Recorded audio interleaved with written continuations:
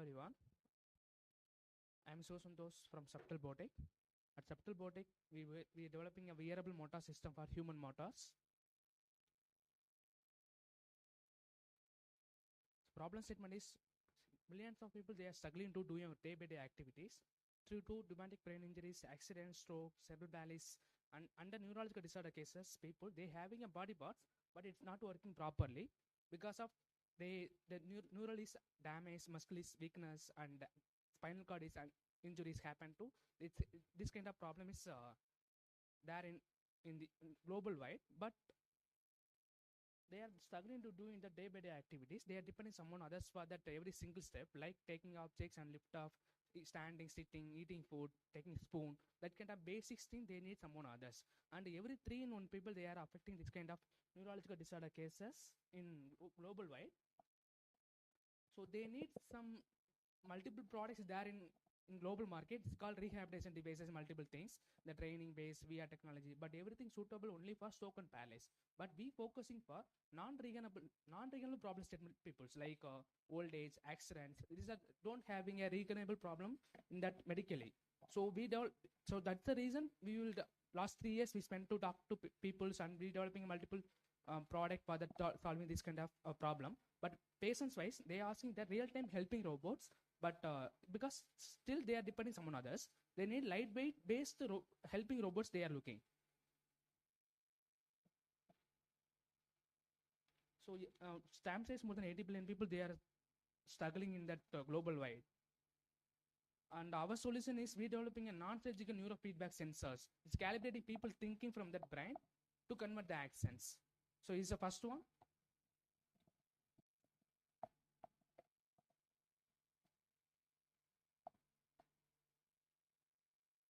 Where is the phone? It's not moving.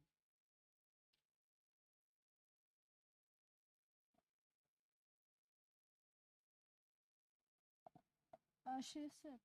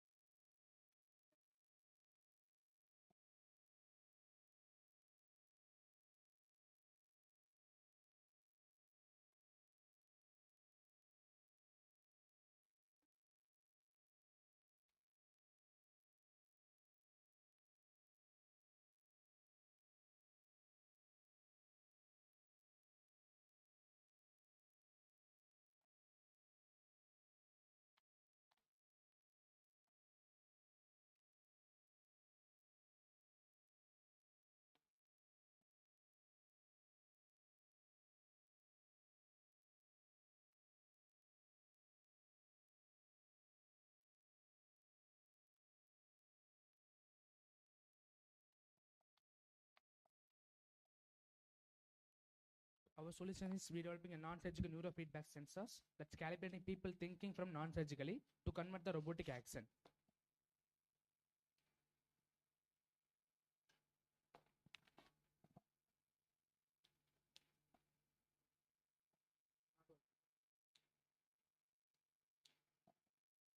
Who is jury? I will present with my laptop to that. If you okay, I will present to her. Just wait a second.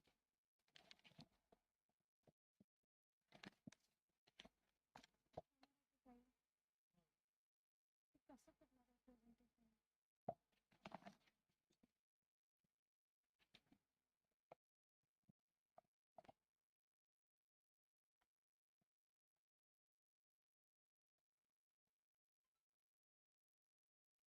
number 4.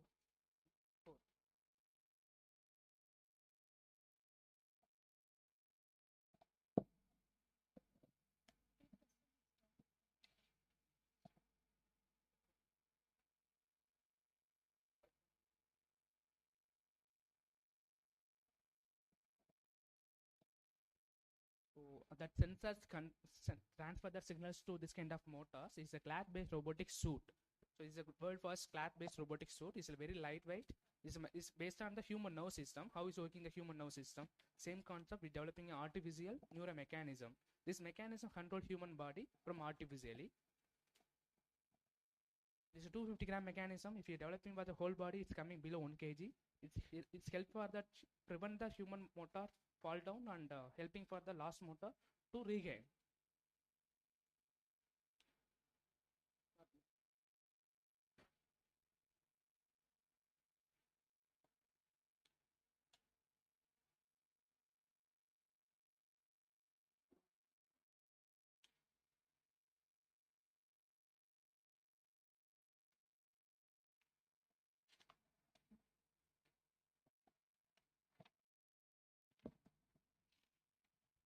This is Limpus's roadmap. We're developing every motors for humans. Now we are focusing for the fingers. If you have any fingers in that, they having a finger body parts is not working properly or fully lost the entire life.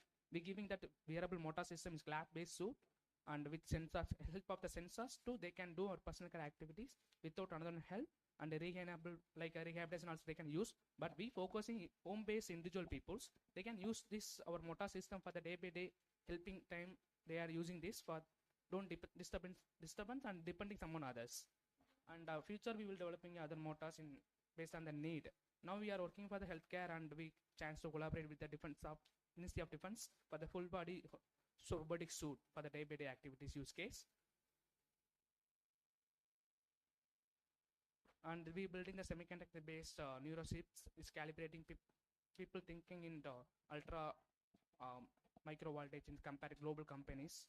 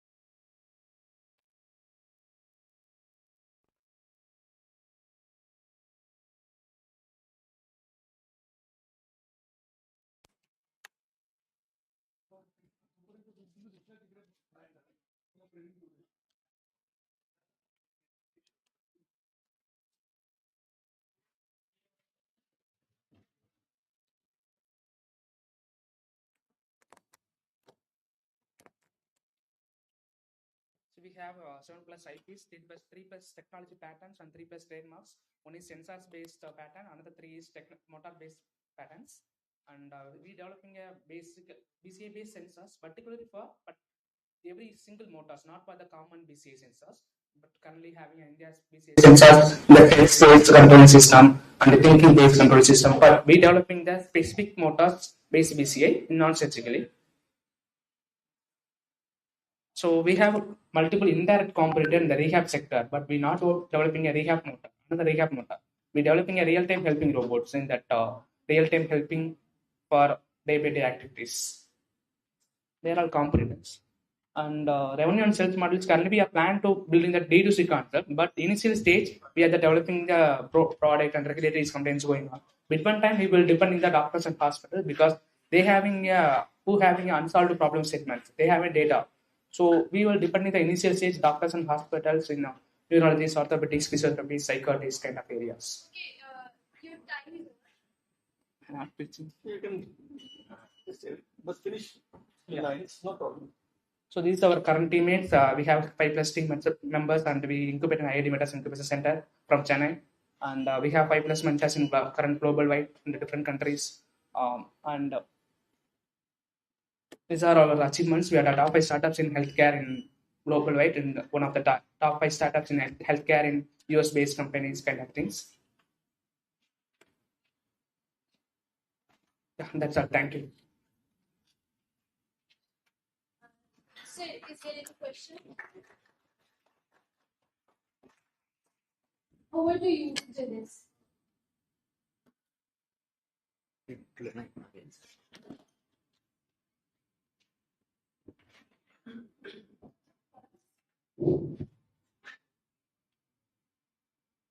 Yeah, I know that you had a difficulty in the presentation, but at least we got the concept, and it was nice that you know, you have multiple IPs in this space also.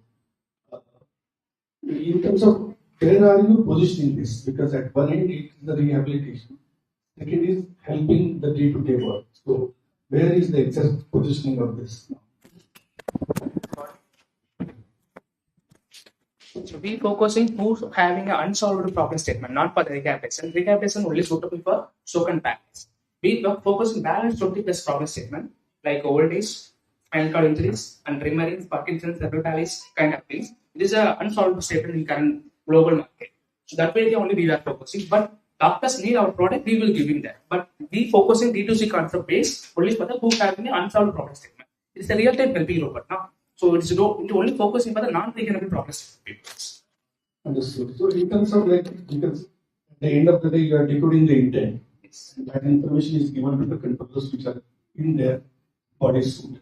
How stable that is in terms of like, because the emotional state can change, right? It is fatigue, it is mental stress, or all those things can happen. So how can you definitely, what's the percentage? You can say that it is. Understand. Currently, 80 to 95% is what they thinking to they can control, particularly particular motor. If I think to control my fingers, particularly I will control my fingers based on the sensor signals. But current BCS in India, they developing that at the low level and they using that FP1 and FP2 in the central portal. It's controlling the any thinking it's controlled because of the theta alpha beta gamma based they are using. But we focus on the research based. Now we are completed and we are building the product also. It's particularly fingers if it's not work, we will control that. If you think anything other, it's not working. Particularly fingers is lost, we will give in that sensors. So right now, with what level of accuracy you can say that which motor functions are typically controlled to what extent? So, if you example, some people having a 10 plus patients pilot is going on current overall India, they lost the fingers. It's having a mechanism is separate, sensor is separate. Some people need the motor based sensor, some people only for the motors only needed. So based on the people problematic state, we will refer the product. We having a four kind of product for fingers. Overall 22 plus problem statement, we can use the four kind of things. Based on the doctor recommendation, we giving that. For example, more mechanism only suitable for who lost the stability in the fingers. They can do sometimes they fall the objects. They can use the mechanism. Another kind of things, fully lost people. They having a fingers, but it's not entire life, they cannot regain that fingers activities. So they can use sensors based motorized, is a electronics based motor based thing. They can use in the head. We have attached the video, but they only upload the PPT. So they use the sensor head and some EMG based on things. Based on the problem, we refer the product. So they thinking to they can control the fingers. Whenever they thinking to control fingers, that time it's happened. 80 to 95% we get the accuracy. Now we are validating our product in the Delhi Aims and other kind of rehab centers where currently we are working on the collaboration, that kind of things. Come to market because the regulatory things take time in India. Before we will go for the mechanism product to Indian market. You mentioned about defense applications. Yes. What use case you're looking at? The defense area, the everyday people they are holding that 40 to 60% of weight in that whole body. They lost the spinal injuries and leg injuries in that happen. Yes. The global way they are spending more than 600 million for the developing this kind of product. But we were developing in the IIT Pune support to be developing. The Ministry of Defense is connecting to me for the developing a whole body system for the prevent the motor injuries. The product is ready. Under development is going because we having a technology. Last 2 years we spent a technology. Now we are solving the healthcare problem. With one time I had chance to speak to different people. They are interested. They kind of support the spending in future like funding kind of thing. What about funding? How much funding from We raised 6 lakh in the grant only. We not raise money, but we will have chance in the right fund. But I hold down that because I want that clarification of how about the product, how is going next. I will spend time on that area. For this development, did you receive any funding labs? Yes, sir. We already raised and we in the grant area and government support. Now we are plan to raising for the 1.2 million for the next whole body development in different sector, and we already developed the product, go to market and regulate it before time. Okay, thank you. Have any questions? All the best. Thank you.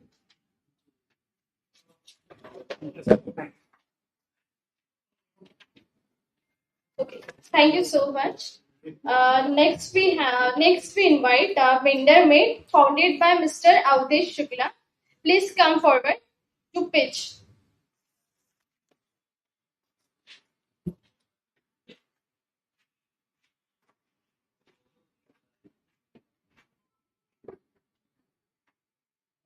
Welcome to Empty Music World. Bluetooth mode. Connecting.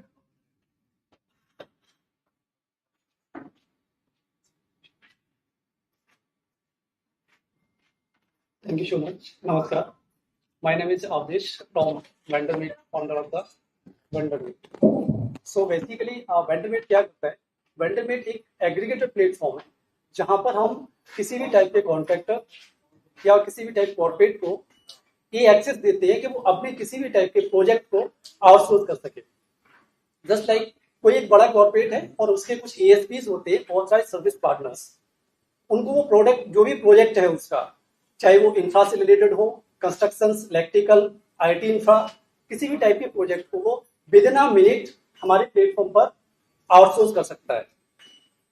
Outsource करने का simple process है, just like उसको अपने आप को register करना है and outsource से रिलेटेड, उससे प्रोजेक्ट से रिलेटेड सारी चीजें उसमें मेंशन होती है. जैसे उसका प्रोजेक्ट क्या है, वो प्रोजेक्ट किस कैटेगरी में फॉल करता है, क्या उसकी ओपनिंग डेट है, क्या क्लोजिंग डेट है, क्या उसका प्रोजेक्टेड वैल्यू है और किस टाइप का वेंडर उसको चाहिए.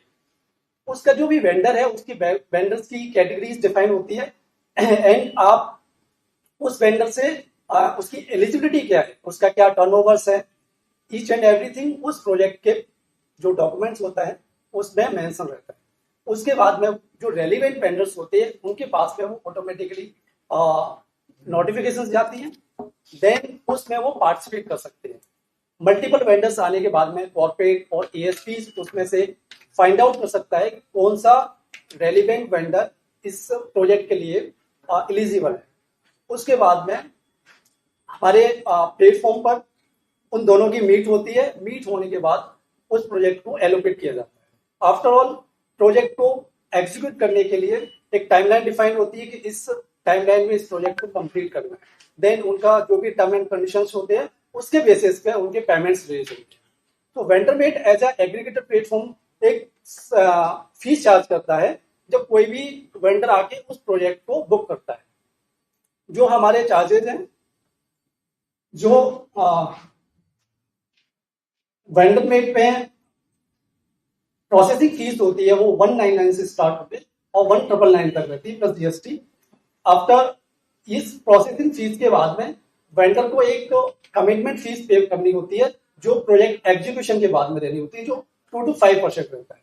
सो मल्टीपल कैटेगरीज के वेंडर हमारे साथ में 150 प्लस वेंडर्स अभी पैन इंडिया में अवेलेबल हैं एंड मोर देन 20 क्लाइंट्स हैं. कॉर्पोरेट क्लाइंट्स हैं, एएसपीज हैं उनके, जिसमें से कॉर्पोरेट क्लाइंट की बात करें तो एचएफसीएल लिमिटेड से लेके Indus tower and Tata group के भी कुछ एएसपी हमारे साथ में ऑलरेडी इनरोल्ड है. और हमने अभी तक 4.5 सीआर की वैल्यू के प्रोजेक्ट अपने प्लेटफॉर्म पे ऑनबोर्ड किए हुए हैं एंड जिसमें से अप्रोक्सीमेटली 1 सीआर के प्रोजेक्ट हमने आउटसोर्स किए हैं. अभी हम Your time is over. Yeah. The 3 minutes are on. Judges, over to you.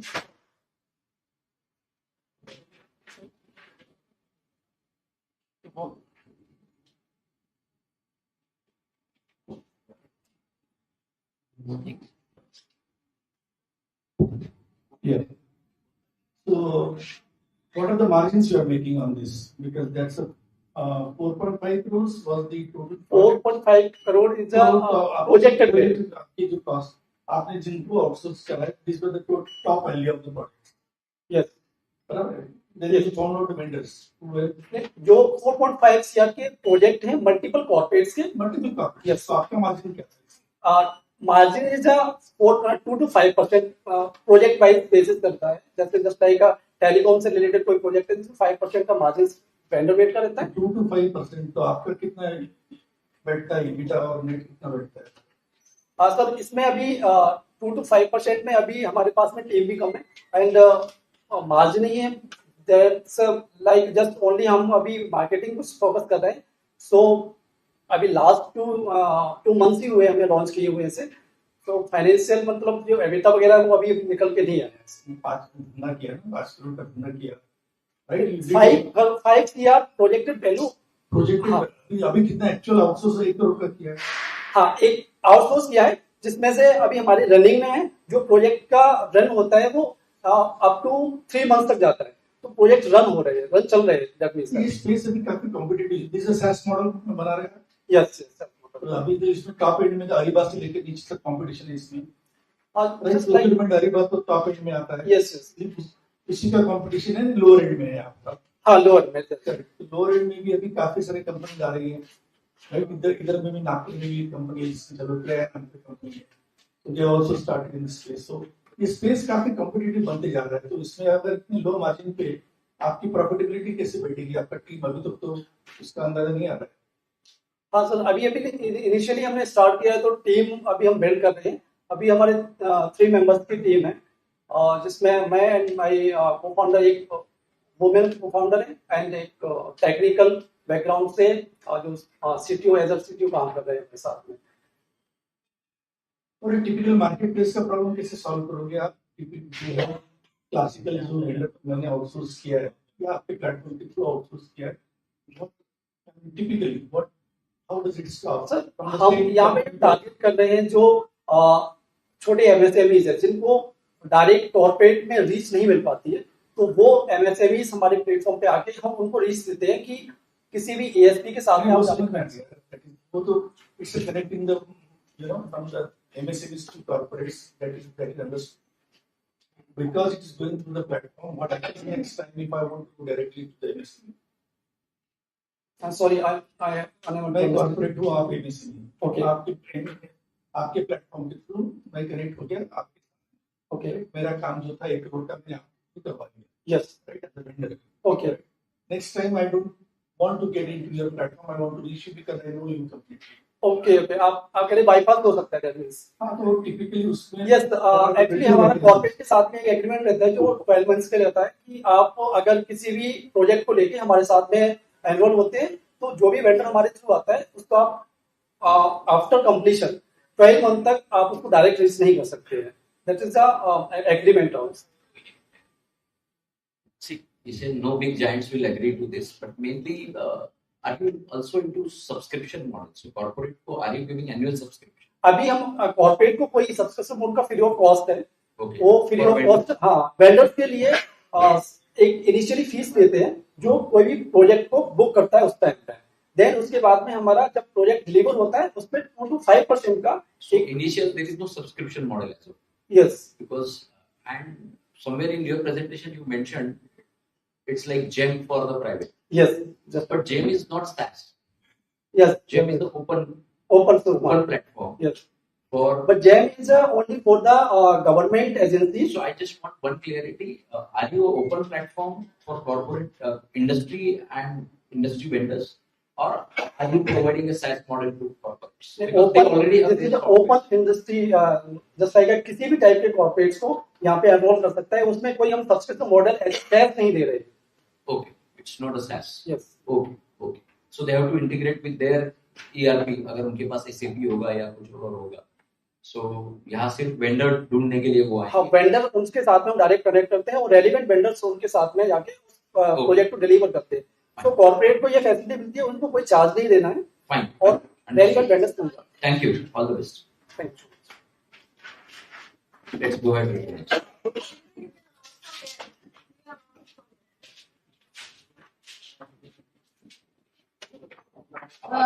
Now let's welcome Venture, founded by Mr. Om Kamatkar. What's the name of the company? Name of the company. Please begin your presentation. पुढचे 3-4 जे 2-3 असतील so let us not make it formally announced. Let's go quickly into the listed.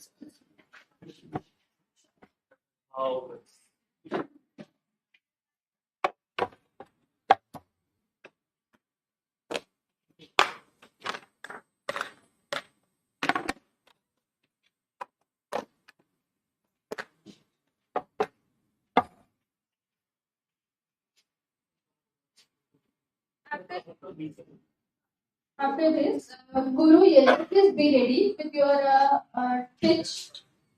Next is yours.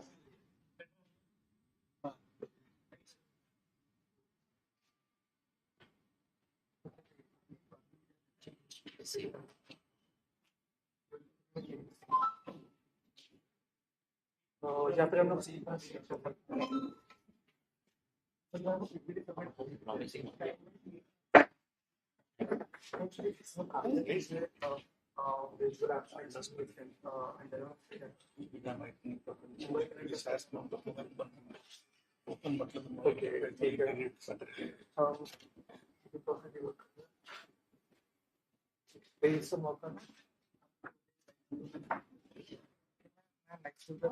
Mr. Avdesh, can you start? Om Kamatkar. Sir. Om Kamatkar. Start. Good morning, everyone. I'm Om Kamatkar, and today I'm here to present the best from Secure Access to Smarter Learning. Next. So there are approximately 285 million visually impaired individuals all over the world, and amongst them, only 6 million individuals are braille literate. This means that the braille literacy globally is less than 10%. And during our research, we found the real problem that the braille literacy exists, but the academic independence doesn't. And there's a huge implementation gap between braille literacy and academic independence. During our field visit, we got the problem that the students know the visually impaired individuals know braille, but the braille implemented educational ecosystem is weak, and the system is currently highly dependent over human intervention, and personalized attention was very much needed. The class sizes were limited to 8-12 people per class only. Next. To bridge this gap, we present WIS, and WIS is an AI-based educational platform which uses braille, haptic feedbacks, and speech to provide education. Our team has developed 3 models. That is, the first one is WIS AI, which is an AI integrated ecosystem. Then the second is a braille display. So this is a braille display developed by our team. And then the third module is the braille keyboard, which is also developed by our team.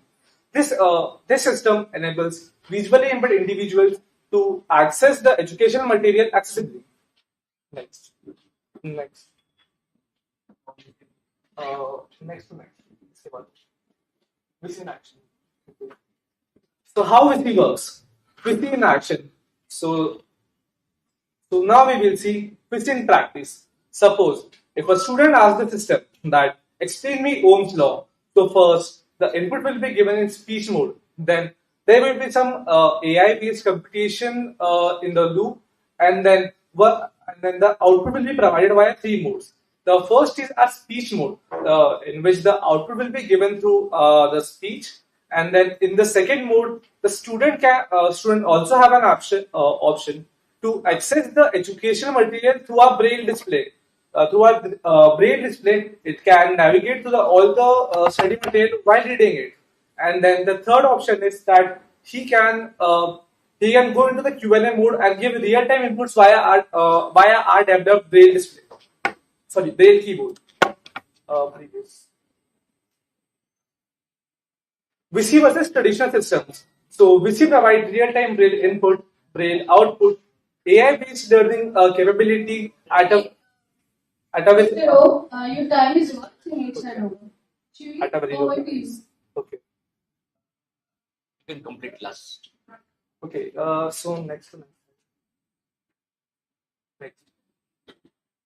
So market, the current global market for assistive tech. Go to your model, your business model. Yes. So our business model is that first we will start with institutional pilots, and our business model is selling hardware as well as educational subscriptions.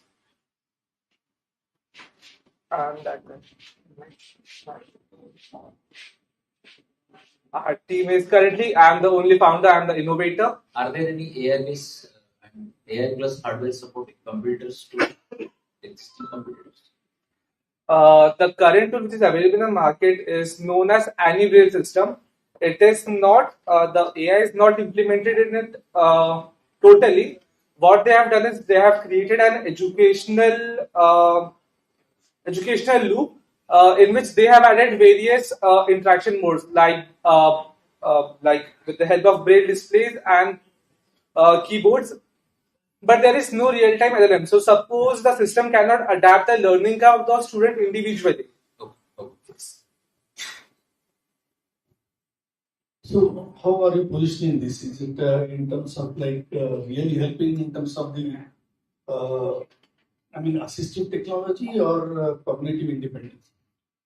Okay, so it is the so we currently stand as assistive tech for the educational part.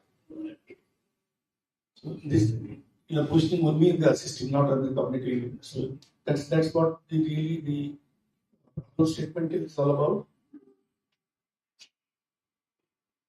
Okay, so can you please briefly explain the cognitive part as well? Independent. Is it by using your kind of a device, are you making that person really independent in terms of his cognitive thinking ability and all other aspects of his life? Or is it completely an assistive technology from a learning path? So currently, I would say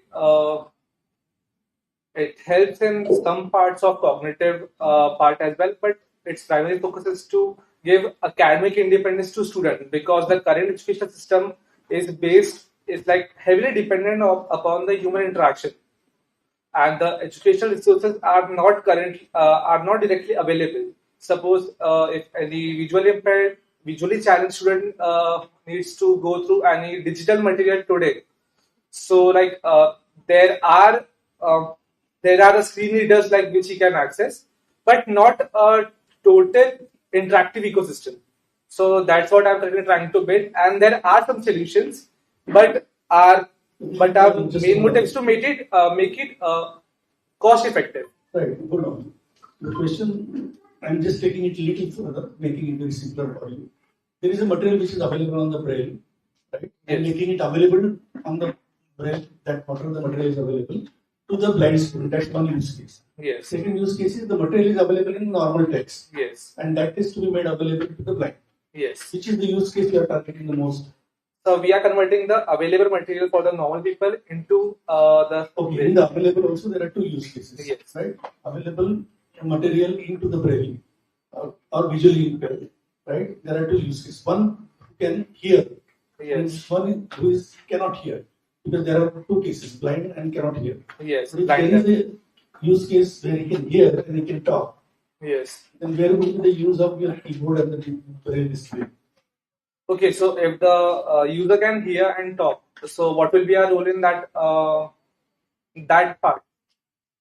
Yeah, because the systems are available, right? Yes. Speech to text and text to speech systems are available. You can speak and now on the fly in the multiple language. Now the information can be converted back into the text form. So yes, so sir, like that is possible when the individual is a grown up.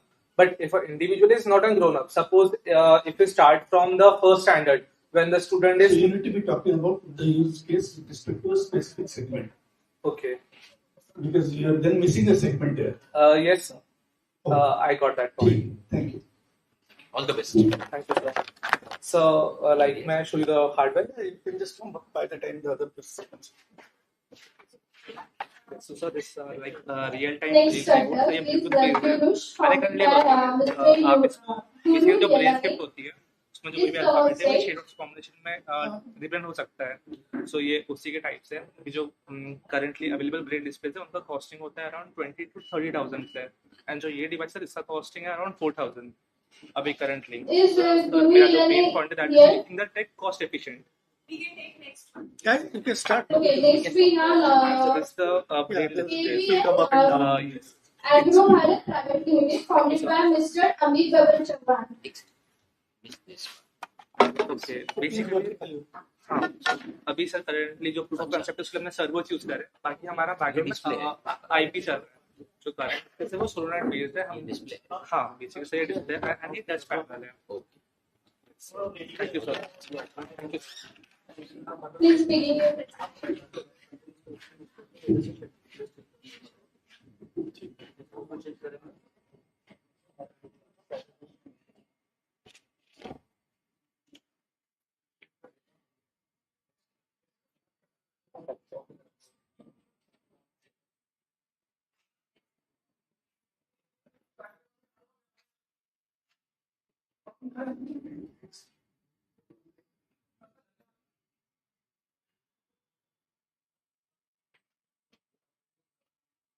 Mr. Ravi, please start your presentation.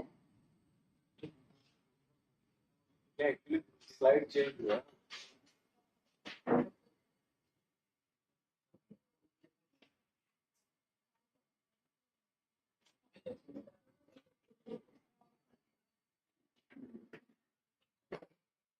Okay, good morning all. My name is Amit Chauhan. I am from Pune, Maharashtra. And my startup name is AV and Agro Bharat Private Limited. Basically, we are doing automation for dairy industry. So dairy industry के कुछ real time problem हम लोगों ने observe किए, और वो problem ये है कि मिल्क बैंकिंग सिस्टम 4 लेवल पे चलता है। सबसे फ्रंट लाइन में फार्मर होते हैं, फार्मर काउ बफेलो का मिल्क कलेक्ट करता है, देन गांव के छोटे कलेक्शन सेंटर्स में डिपॉजिट करता है। तो छोटे कलेक्शन सेंटर वो मिल्क कैनों में कलेक्ट करके चिलिंग सेंटर्स में डिपॉजिट करते हैं। तो चिलिंग सेंटर में जब डिपॉजिट करते हैं तब पहला प्रॉब्लम आता है इनएक्यूरेट मेजरमेंट का, कि जो भी मिल्क कलेक्ट होता है उसको वेई किया जाता है और केजी टू लीटर्स में कन्वर्ट किया जाता है। तो वहां पे बहुत सारे मैनिपुलेशंस होते हैं।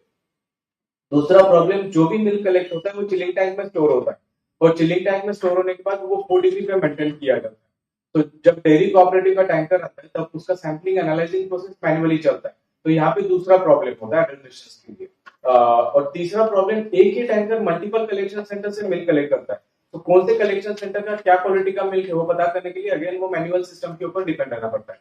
सो ये 3 मेजर प्रॉब्लम है डेयरी इंडस्ट्री में। उसके कारण नेशनली हम लोग करोड़ में लॉस करते हैं बहुत सारे। तो अलाइनमेंट,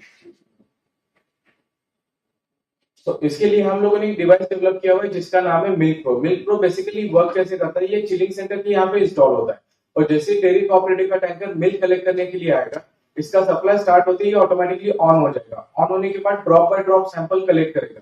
ड्रॉप बाय ड्रॉप का रीजन, जो चिलिंग टैंक है उसका top to bottom fair sample collect हो इसके लिए। देन कलेक्टेड सैंपल चला जाता है हीट एक्सचेंजर में। हीट एक्सचेंजर में एक्यूरेटली 25 डिग्री तक हीट किया जाता है। देन हीटेड सैंपल चल जाता है एनालाइजर में। एनालाइजर में उसको अलग अलग पैरामीटर्स में, जैसे फैट, एसएनएफ, वाटर कंटेंट, ये पैरामीटर पे एनालाइज किया जाता है, और उसके रिपोर्ट जनरेट होकर रियल टाइम बेसिस पे क्लाउड पे भेजे जाते हैं। और क्लाउड से ये सारा कंसर्न डिपार्टमेंट को डेटा मेल पे चला जाता है विदाउट एनी ह्यूमन इंटरवेंशन। ये साइकिल कंप्लीट होने के बाद इसका क्लीनिंग प्रोसेस भी ऑटोमेटिकली चलता है। तो हम लोग रियल टाइम बेसिस पे ये रिपोर्ट प्रोवाइड करते हैं। महाराष्ट्र का गोकुल डेयरी जो है कोल्हापुर का, वहां पे हमने इसके पायलट स्टार्ट करे हुए। तो इसमें आप अगर देखोगे तो ऑटोमेटिकली हम लोग dispatch litre, fat, SNF, water content, ऐसे अलग अलग पैरामीटर्स पे हम लोग रिपोर्ट प्रोवाइड करते हैं। इसमें फार्मर इम्पैक्ट की बात करें तो पर लीटर 2 रुपए एक्स्ट्रा देना ये मशीन के कारण स्टार्ट हुआ है, जो कि एनडीडीबी का एक लिमिट होता है पर लीटर एक्सपेंस का, वो 3 रुपीज 50 पैसा का था। और अर्लियर हमारे मशीन लगाने से पहले ये कॉस्टिंग जा रहा था 8 रुपीज 68 पैसा, मतलब मोर देन डबल। सो ये मशीन लगाने के बाद वो कॉस्ट रिड्यूस होकर 3 रुपीज 20 पैसा पे आ गया। तो कोऑपरेटिव के लिए ये प्रॉफिटेबल मॉडल है। तो उन्होंने उनके प्रॉफिट में से कोऑपरेटिव का डिस्ट्रीब्यूशन फार्मर्स में होता है, तो पर लीटर 2 रुपए एक्स्ट्रा देना फार्मर को स्टार्ट किया।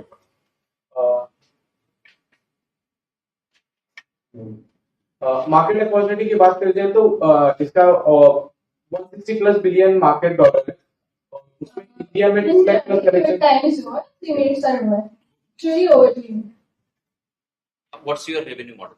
रेवेन्यू मॉडल अभी प्रेजेंटली हम लोगों ने सिंपल रखा हुआ है, एक हार्डवेयर सेल और दूसरा सॉफ्टवेयर सेल। हार्डवेयर सेल में हम लोग इसको IoT kilometres, automated milk samplers and then same device tanker mounted रहेगा जो प्राइवेट प्लेस के लिए प्रॉफिटेबल होगा। और दूसरा सॉफ्टवेयर एंड सर्विस, मतलब वहां पे हम लोग AMC मॉडल प्रोवाइड कर रहे हैं और इंडिया की फर्स्ट कंपनी है AI एनालिटिक्स डैशबोर्ड प्रोवाइड करने वाली हमारी, जिससे अगेन कोऑपरेटिव का प्रॉफिटेबिलिटी पे इम्पैक्ट हो जाएगा, मतलब बढ़ जाएगा। Is there any hurdle from regulators or NDDB like organization? NDDB आपके बिजनेस मॉडल में कई challenges है? अभी फिलहाल तो नहीं है। बिजनेस मॉडल में चैलेंज तो अभी ये अडॉप्शन, अर्ली अडॉप्शन का ये, क्योंकि ये इनोवेशन है, अभी तक प्रेजेंटली किसी ने यूज नहीं किया। From regulator perspective? ना, इवन हम लोग NDRI को अप्रोच हुए थे, NDRI काफी ज्यादा इंप्रेस हो चुका है। इवन मैं कल NDRI से डायरेक्टली यहाँ पे आ गया। NDRI में हमारा मशीन इंस्टॉल हो रहा है और NDRI और NDDB आगे जाके अपने इंडियन जो डेयरी मार्केट है उसको सब्सिडाइज मॉडल पे ये मॉडल रोल आउट कर दिया। How about means future competition with technology? Though it's unique, it's not very difficult to maybe tap the technology and. इसके लिए हमने IP फाइल किया हुआ है, पेटेंट यूटिलिटी पेटेंट है जिसका हियरिंग कंप्लीट हो चुका है। FER रेज वाला है, FER को हम लोगों ने सक्सेसफुली काउंटर किया, हियरिंग भी कंप्लीट हो चुका है एंड दे आर सेटिस्फाइड। सो आने वाले कुछ महीनों में ग्रांट हो जाएगा। What's the profile of founders? You are full time into this? Yes, हम लोग मी एंड माय वाइफ, हम दोनों फाउंडर्स फुल टाइम है, प्लस 4 एम्प्लॉय की फुल टाइम एम्प्लॉय की टीम है। तो ऑल टुगेदर हमारे पास 6 एम्प्लॉय की टीम है। तो ये स्पेस में भी काफी लोग आ रहे हैं, जैसे MP में भी चालू हो चुका था, कमलनाथ का जो इनिशिएटिव था छिंदवाड़ा स्टेट में, उन्होंने भी मिल्क डेयरी वाला, मिल्क क्वालिटी, तो ऑन द स्पॉट में जो मिल्क एनालाइजर जो आ रहे हैं, अभी आपका जो भी कहना है कि कोऑपरेटिव सेक्टर में जहाँ पे जाके कलेक्ट करेंगे, मल्टीपल सोर्सेज से कलेक्ट होगा, तो मल्टीपल सोर्सेज में जब कलेक्ट होगा तो are you saying what's the time taken? Sir इसमें थोड़ा सा मतलब थोड़ा सा बताता हूँ। अभी इंडिया में जो भी चल रहा है ना, हर कोई एनालिसिस पे काम कर रहा है, हम लोग एनालिसिस पे काम नहीं कर रहे। इसमें जो इनपुट जाने वाला है सैंपल के ऊपर कोई काम नहीं कर रहा। जैसे मैंने बताया, sampling process, sampling chilling time के यहाँ पे हमारा डिवाइस यूज होगा। हम लोग एग्रीगेटर लेवल पे काम कर रहे हैं, उससे पहले नहीं कर रहे, क्योंकि उससे पहले उसका स्क्रीनिंग हो जाता है 2 बार। मतलब फार्मर का मिल्क आएगा तो एनालाइज होगा, फिर एक्सेप्ट होगा, फिर वो छोटे कलेक्शन सेंटर वो चिलिंग सेंटर के यहाँ पे लेके आएंगे, उनका मिल्क एनालाइज होगा, फिर एक्सेप्ट होगा। मतलब 2 बार स्क्रीनिंग तो हो चुका है। मेन यहाँ पे अडल्ट्रेशन करने वाले लोग कौन है? ये चिलिंग सेंटर वाले। चिलिंग सेंटर जो होता है वो कोऑपरेटिव में रन किया जाता है और पेट्रोल पंप जैसा मॉडल होता है, मतलब जिसका चिलिंग सेंटर है उसको कोऑपरेटिव पर लीटर के हिसाब से कमीशन देता है। तो ये लोग वहां पे मैनिपुलेशन करते हैं, मतलब दिन का 1000 लीटर भी बाहर सेल किया तो उनको थाउजेंड्स में डेली इनकम होता है। मतलब जहाँ पे हमने इंस्टॉल किया था वो बंदा 15,000 सैलरी है, लेकिन उसके पास क्रेटा 15 प्रो मैक्स ये टाइप की लाइफ थी उसकी। वो थोड़ा सा कहीं ना कहीं बंद हो रहा है और इससे डायरेक्ट कोऑपरेटिव को प्रॉफिट हो रहा है। कोऑपरेटिव को प्रॉफिट होगा तो फार्मर को डायरेक्टली प्रॉफिट होगा। ये कोऑपरेटिव के यहाँ पे मशीन लगाएंगे आप चिलिंग सेंटर के यहाँ पे? Chilling centre, yes. और इसका दूसरा वर्जन हम लोग यहाँ पे काम करते करते हमें पता चला इसकी 2 बिजनेस मॉडल, मतलब 2 हिस्सों में बिजनेस डिवाइड। एक है कोऑपरेटिव जहाँ पे मैथ मैनेजमेंट ज्यादा होता है, एम्प्लॉय को निकाल नहीं सकते, एम्प्लॉय रिटेंशन प्रोग्राम ज्यादा होता है, पॉलिटिकल एडवांटेज XYZ वहां पे। और दूसरा होता है प्राइवेट में क्या होता है, मैन पावर कम होना चाहिए और प्रॉफिट बढ़ना चाहिए। तो इसके लिए हमने दूसरा डिवाइस, इसी का वर्जन जो है वो टैंकर माउंटेड वर्जन डेवलप किया हुआ है, जिससे अगेन उनका प्रॉफिटेबिलिटी बढ़ेगा। क्योंकि प्राइवेट सेक्टर के जो कलेक्शन सेंटर होते हैं वो मिनिमम 200 लीटर का भी होता है, वेरएज कोऑपरेटिव का जो कलेक्शन सेंटर होता है उसका मिनिमम कलेक्शन सेंटर का साइज 2000 लीटर का होता है। तो इसके लिए प्राइवेट को ये मशीन मतलब उतना प्रॉफिटेबल नहीं होगा, तो हमने टैंकर माउंटेड ये मशीन बनाया हुआ है। बट इसका durability in terms of the power instability सारा टेस्ट है सर। पिछले 4 साल से हम लोग कर रहे हैं और पिछले 1 साल से कंटिन्यूअसली हमने गोकुल में इंस्टॉल किया हुआ था। वहां पे हमने 1 CR लीटर प्लस के सैंपल रिपोर्ट प्रोवाइड किए हुए। मोड कहाँ पे है आपका? मशीन में मोड है कि डेटा लेयर पे मोड है? अभी दोनों भी उसमें, क्योंकि डेटा में हम लोग ने AI इंट्रोड्यूस किया हुआ है, तो मशीन एंड डेटा दोनों ये है इम्पोर्टेंट। तो IP मशीन साइड में है कि पूरा process and technology? Yes. Thank you. All the best. Thank you. Thank you so much. Next, welcome Origin and founded by Mr. Khan Tungala.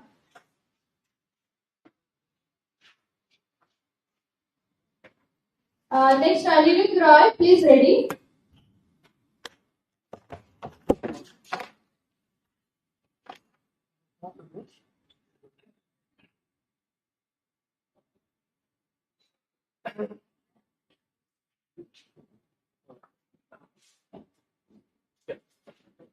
Good morning. I'm Lakshmikant, co-founder of Originash. I'm an alumnus of IIT Bombay. I returned from Europe to work on this problem specifically. So I'm happy to say that we won 2 national level competition on this concept. Next slide. We know that food fraud is affecting each one of us today and it's costing globally $20 billion. One, the problem, consumer confusion. They don't know which is authentic, which is adulterated. Brands, the problem, they don't know how to differentiate themselves to command the premium. And if you see the existing solutions like QR code, anybody can copy it and paste onto their product and say that they are authentic. This is the fundamental problem with the existing traceability solutions. So what we come up with is, currently if you look at the existing solutions, they are ending at the packaging level. So that means whatever they are tracking this bottle, where it has come from, where it bottle, they're recording the data of the movement. But fraud is happening inside the bottle. So that's exactly where we are addressing the fraud. So we are the first of its kind and patented technology. So we are introducing biomarker combined with the blockchain, which will be embedded in the product, and we trace the journey of the product right from origin to the destination. And you can see the adulteration if it has happened. And it was already verified by Maharashtra government. They sent 2 officials to IIT Hyderabad and we verified it. And we sent this technology to DDA mechanization scheme where they are giving to subsidy, 40% subsidy to the farmers. Next one. Market is huge. After the COVID, everybody is health conscious and brands also, they want to increase their premium. So currently situated 23 billion and we are focusing only small segment 32 million first. And existing competition, if you look at tracking solutions, we are the only solution which is addressing product, not the package. Next one.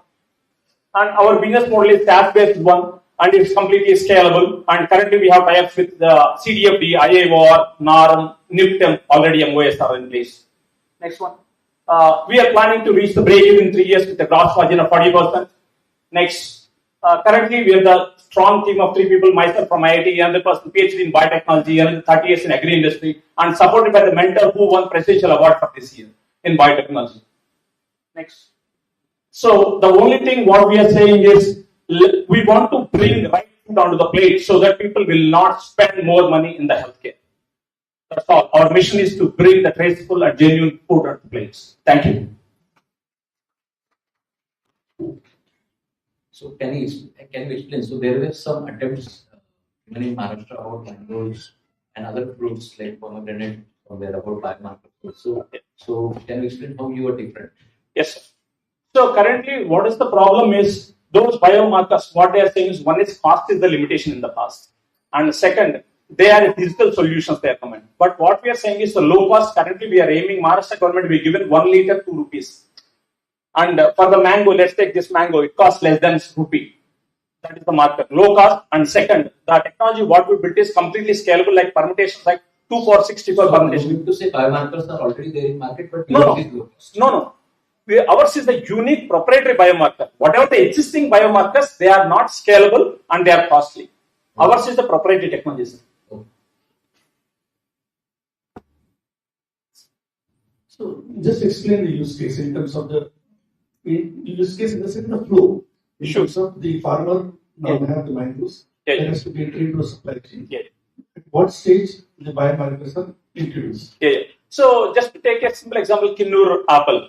So what happens is once the apples is harvested and all, then the marker will be sprayed. Just imagine there is a bottle, just a perfume spray, it will be sprayed and it will be loaded into the truck and then it will reach to the Bangalore.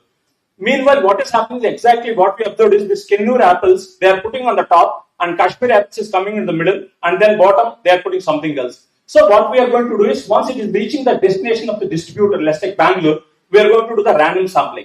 Then we will find out, okay, how many of them is really genuine or not. Thereby, we can ascertain that definitely it's genuine product or not. Second, the advantage for the farmer is now farmers can definitely prove whether this product is really coming from farm or not. And based on that, they can command the premium for the product. Understood. So there will be the biomarker scanners also at the other end in terms of like. Yes, yeah. It's a simple one, sir. Yeah. So those are like going to be, I mean, supplied by you or? Yeah, me. It's a total process is from us. So total process is from. So each, what happens if that biomarker chemistry, whatever the spray you are spraying, is decoded by some other players at some point? Exactly. It is not one biomarker, sir. So what we are putting is this marker will continuously change on quarterly basis. We are currently planning the permutations 2 power 64. So it's impossible for anybody to be good. So, but the moment you try to get into that space, it is just like in a QR code. No. I mean, I'm seeing that the multiple combinations. Yeah. In that context, yes, they are unique. Yeah. But in terms of then the scaling of this and becoming the sort of like this particular solution economically viable. It is actually initially that was the thing. The technology what we are building is now we are scaling and we are proving currently at Sahyadri farms. As we speak, I came from Sahyadri farm. We are trying to do for solar per pomegranate. That's what we are trying to do. And past we did already in Rural Technology Park, National Development Rural Technology. There for the neem oil and mangoes and apples we did already. So this will have a biomarker plus a blockchain as a complete solution. Exactly, sir. That's what is the differentiation. Oh, thank you. You are incubated at IIT Hyderabad. No, sir. T-Hub, IIOR, CDFD, NARM is like 4 places actually. Because one is agriculture industry, second is CDFD, and third is T-Hub. How much funding you raised? Not funding. I bootstrapped my amount, and then we got already grants more than 50 lakhs. From one is Pune Agri Hackathon, I am the winner. Food Challenge in Delhi, I am the winner. And National Asian Business Model Competition, I am the winner. So different places I got the competition. How many months or years you were working? This actually the birth project is 1.5 years we are working on it. Okay. But yeah, officially we filed all these things recently, like around 8 months back. Thank you. Yeah. Thank you, sir. Thank you. Thank you so much, Mr. Thank you. Next we have Kurumates, founded by Mr. Anirudh Roy. After this, Trupti, please be ready. Ms. Trupti, good day.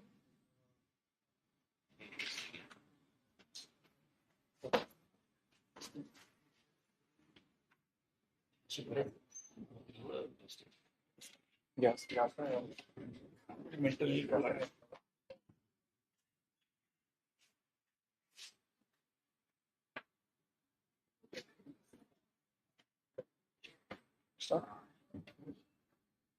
Okay, hi, I'm Anirudh from Curomates.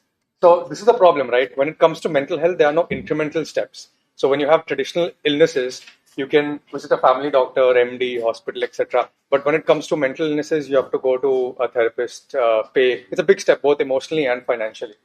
So what we try to do is... Sorry to interrupt. Can you please use mic? Oh, sorry. So that we can hear. Sure. So what we try to do is take this one step and break it down into 4 smaller steps. So first is community and wellness tools. So for example, a test for stress, anxiety, depression, chatbots you can talk to, different groups. So all those sort of tools are in level 1. Level 2 is volunteer listener. So anyone can be a volunteer listener. You have to pass a small test and then you can be a volunteer. Third are verified listeners. These are psychologists, generally MA psychology graduates, who are verified listeners on a platform who you can call. And then lastly, you have experienced psychologists and psychiatrists. So anyone can be a volunteer listener, but there's a bunch of different safety measures, of course. So complete anonymity, we have some level of listener training. There's a chatbot that scans conversations for red flag words or phrases. Obviously, you can't exchange numbers or media or anything like that. So you can chat or you call. So you can chat with a volunteer listener or you can call one of our verified listeners who is a little more experienced, who we've trained.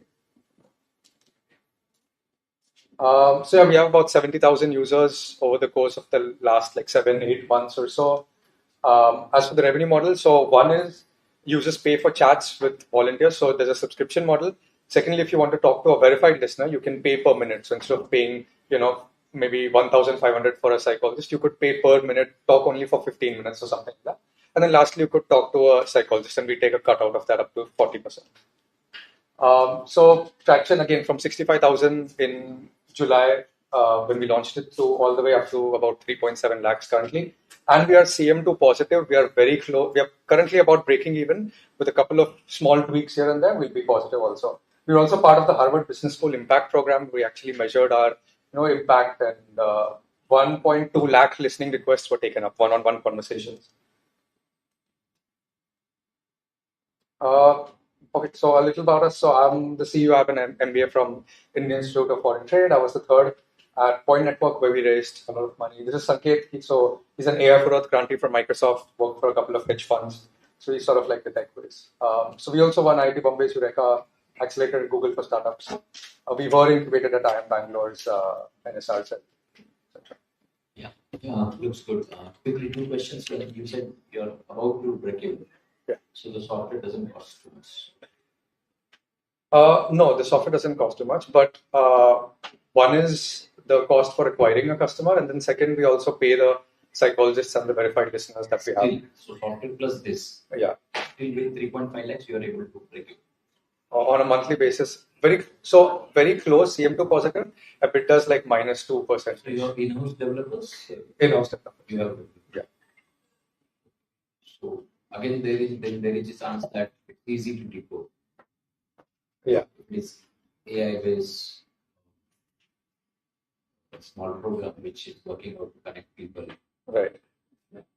Yeah, for sure. So I don't think there's anything that proprietary about like the platform itself. It's about the execution. Like, how do you get volunteers? How do you get verified listeners? How do you make sure the quality stays good of the conversations? So another question is, I'm sure you are aware this is pretty crowded nowadays as a market. Right. It's emotional well-being is big, and there's so many factors causing stress in all of us. Right. It's a crowded market. How do you look at it? Right.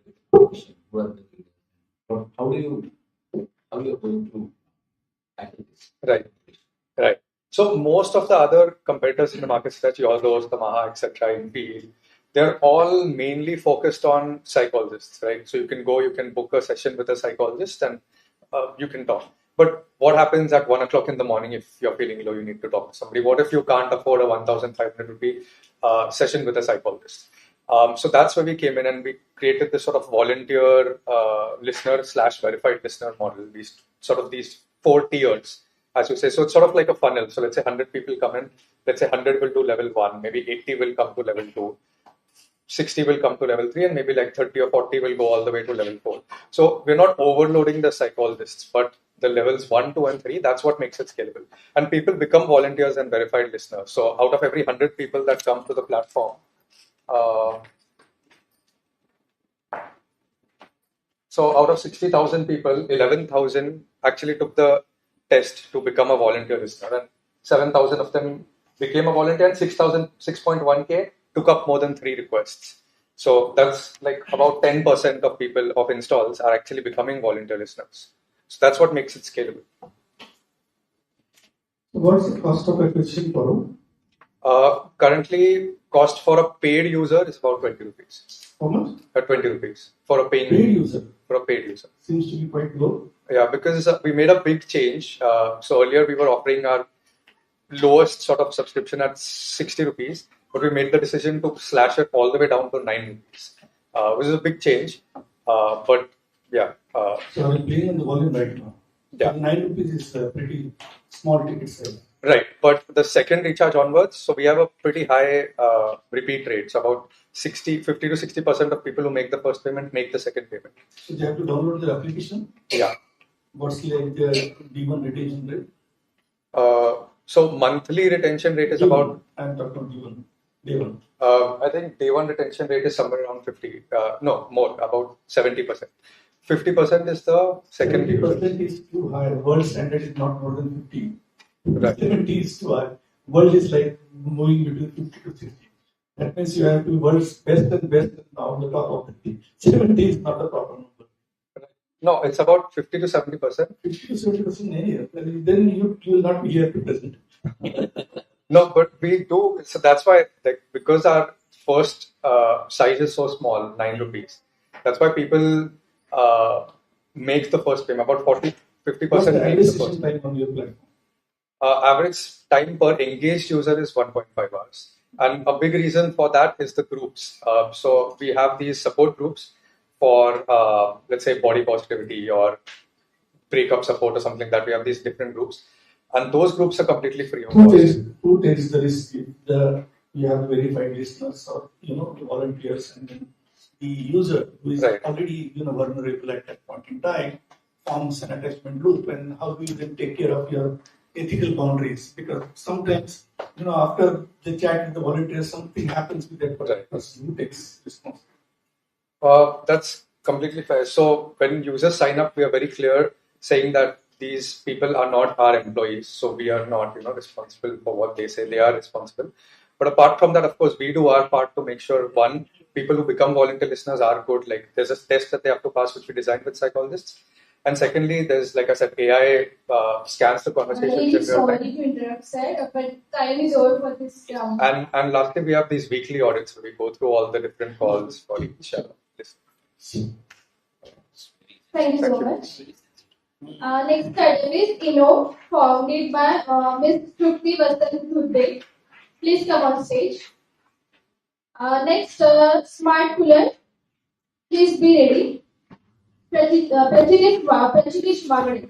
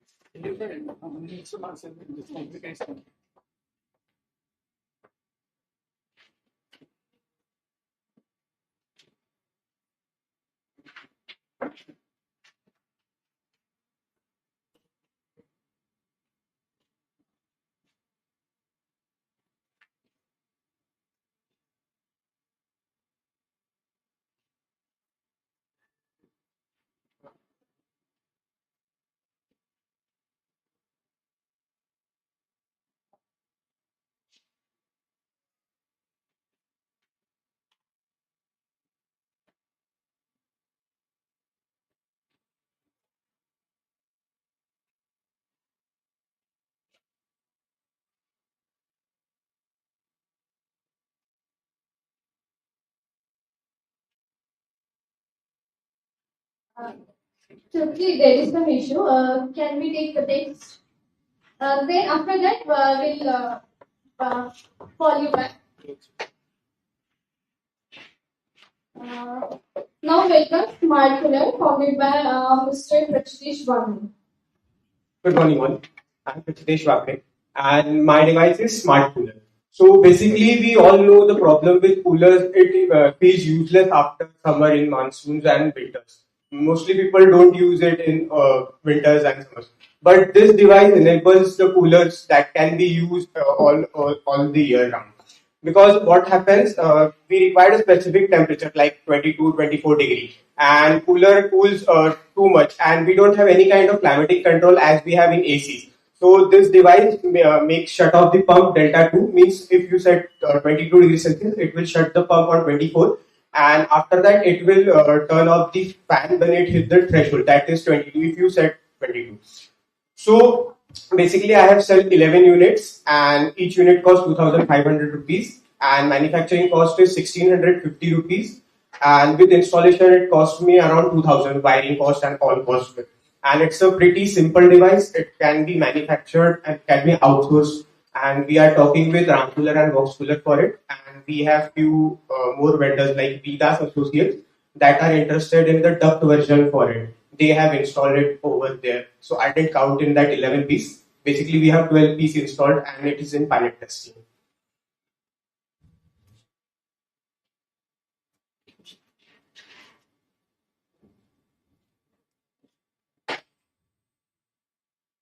So what stops other people from copying your device? You open out that device, because at the end of the day, you have said it's very simple device. Yes,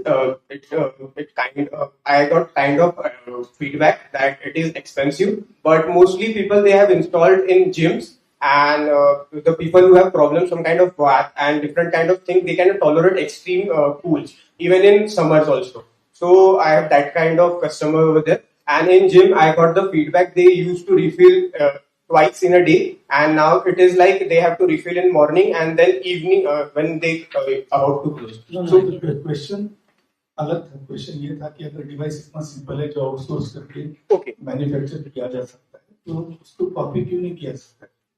कहाँ पे आता है उसका differentiation या mode कहाँ पे है? It basically it can be copied easily, but it has been patented, and I have around 3 patents only on this device, and I have total 14 patents around this kind of technology, automation technology. Patents filed only, right? Granted. Granted patents. Yes. इसका भी granted है? Yes. If we can scroll, but you know, like if you look at you mentioned somewhere in your presentation, desert cooler market, right? Yes. See, desert cooler market is very crowded. Even coolers के भी patents थे, companies like Symphony and yes, maybe yes, and it's profit. So you can go and file a shopkeeper. You can file a big corporate. Yes. You can file a lawsuit against the corporate. But किसी shopkeeper ने copy किया तो you can't go and fight with him, right? Exactly. Are you getting it? Yes. How do you? Basically, I am trying to manufacture it on myself, on my own, and I am only the person who gives it to the customer for now. But if we outsource it and if it get copies, so we can. So your customers are users, not cooler manufacturers. Not yet. We have we are pitching to Rox Cooler and Ram Cooler, but still they have in peak markets. Local, completely local, not Symphony, not Loud. For now. What is their feedback? From Ram Cooler, we had feedback it should be manufactured small and it be installed inside of the cooler. But this is a device which works on DC and it's a shockproof device. So the USP is it should be installed on outside and users should interact with this device only so they get prevented from the shocks that they get. Okay. Fine. All the best. Next startup is Christine Innovation Private Limited, founded by Mr. Kingpin Jason. Please come forward. Welcome to NC Bluetooth now. Connected. Next is now I am inviting System India, founded by Mr. Dhananjay Patne sir. Please begin your presentation. Sir. Good morning to one and all. I am Christine Jiva from Tamil Nadu. I am presenting the Eco Alert torch. The inventor of the Eco Alert torch is my son Christine Jaden. I am presenting the pre-recorded video.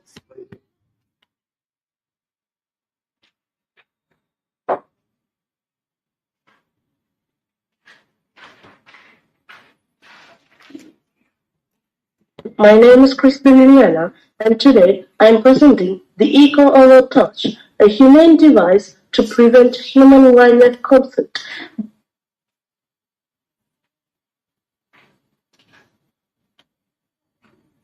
Focuses on protecting both humans and animals using safe, eco-friendly technology. Human-wildlife conflict is increasing because of climate change, habitat loss, and human expansion into forest regions. Farmers and rural communities often face crop destruction, property damage, and life-threatening wildlife encounters. Traditional solutions are usually harmful, expensive, or ineffective, so a safer and sustainable solution is urgently needed. To solve this issue, we deploy the AOBED, Intelligent Wildlife Deterrent System. The Eco Alert Torch uses adaptive light bursts, acoustic warning signals, and optical flash patterns to safely deter wildlife. The system is portable, rechargeable, non-lethal, and easy to use during emergency situations. The device works through simple manual activation. When wildlife intrusion occurs, the user activates the torch. The system immediately produces synchronized light and sound patterns that temporarily scare animals away without causing harm. After operation, the system automatically powers down to save energy. The uniqueness of this project lies in combining multiple deterrence technologies into one rapid response portable device. The innovation focuses on safe wildlife management, energy efficiency, and climate resilience. Patent applications and technical validations strengthen the originality of the project. This innovation can significantly help rural communities and farmers living near forest regions. It reduces crop damage, improves safety, and decreases harmful retaliation against wildlife. The system promotes peaceful coexistence between humans and animals using non-violent technology. The Eco-Alert Torch supports biodiversity conservation, climate action, sustainable communities, and poverty reduction. It aligns with the SDGs 13, 15, 11, and 2. In conclusion, the Eco-Alert Torch is a humane, intelligent, and sustainable solution for modern human-wildlife conflict. It protects lives, supports farmers, and preserves biodiversity for a safer future. Thank you. So your time is over. Please, over to you. What stage of development is the product out? It's an idea. I will show the product. Product is ready. It's on construction, but I have the prototype. Prototype is Yeah. Salesforce. Yes. And what's the background of the founders? Uh-huh. What's the background of the founders? He's studying in my son. He's studying in 9th standard. He's in LCC camp. That's why I kept him. Oh, okay. It is product by your son. Yeah. Okay. Fine. Thank you. Sorry. Yeah, by going there, you can show. We can have the next presenter. Yeah. Thank you.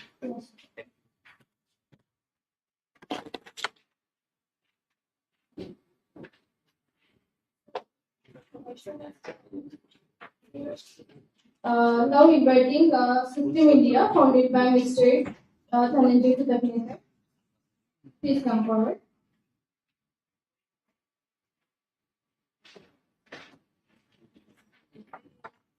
Ready? Ready? That's it's construction for a product. But You're from which place? I'm from Tamil Nadu. Your son came with it. Yes, Good morning and welcome to the juries and so the participants present here. Welcome to you. I'm today going to present a device which is going to protect you from electric shocks, and as well as it is going to protect your devices from voltage surges. And one more additional feature we have added in it is it is going to improve the power factor and minimize the current and therefore save the energy of the domestic devices by 10 to 15%. So it is a basically it is a shock preventer, but we have enhanced its value by adding a voltage preventer as well as energy saver. So it is 3-in-1 device, and it is made as per international human safety standard and medical standard, especially to prevent shocks to the children who can sustain only 2 milliampere to 5 milliampere. So this is the device which will operate between 2 milliampere to 10 milliampere, because the human tolerance current limit is between that one. So this is the device, and it is used everywhere globally, right from small house to the big house, hostels, and useful for all the users who are using single phase. Similarly, 3-phase device is also there, which has been developed. I have brought today only single phase. So 3-phase shock preventer as well as single phase shock preventer with over voltage surge and energy saver. So this is the device that has been developed and being used in thermal power stations for in the colonies, and it has been tested by CPRI Bangalore. It has been tested by Government Engineering College, VNIT Nagpur also. It has been tested for its sensitivity. It is patented, and it has received the granted patent, and it has saved many children from shocks who are from which were likely from coolers.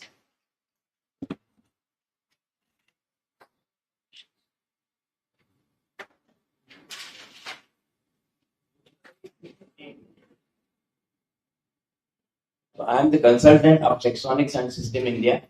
and making this for human safety as well as domestic product safety and saving life.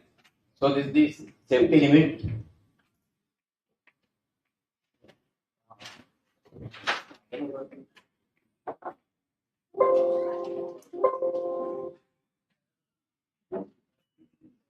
In nutshell, I have told everything. This is the chart which is showing what is the safety standard from International Electrotechnical Commission 60479. So your time is over. 3 minutes are over. Sir, who is your customer?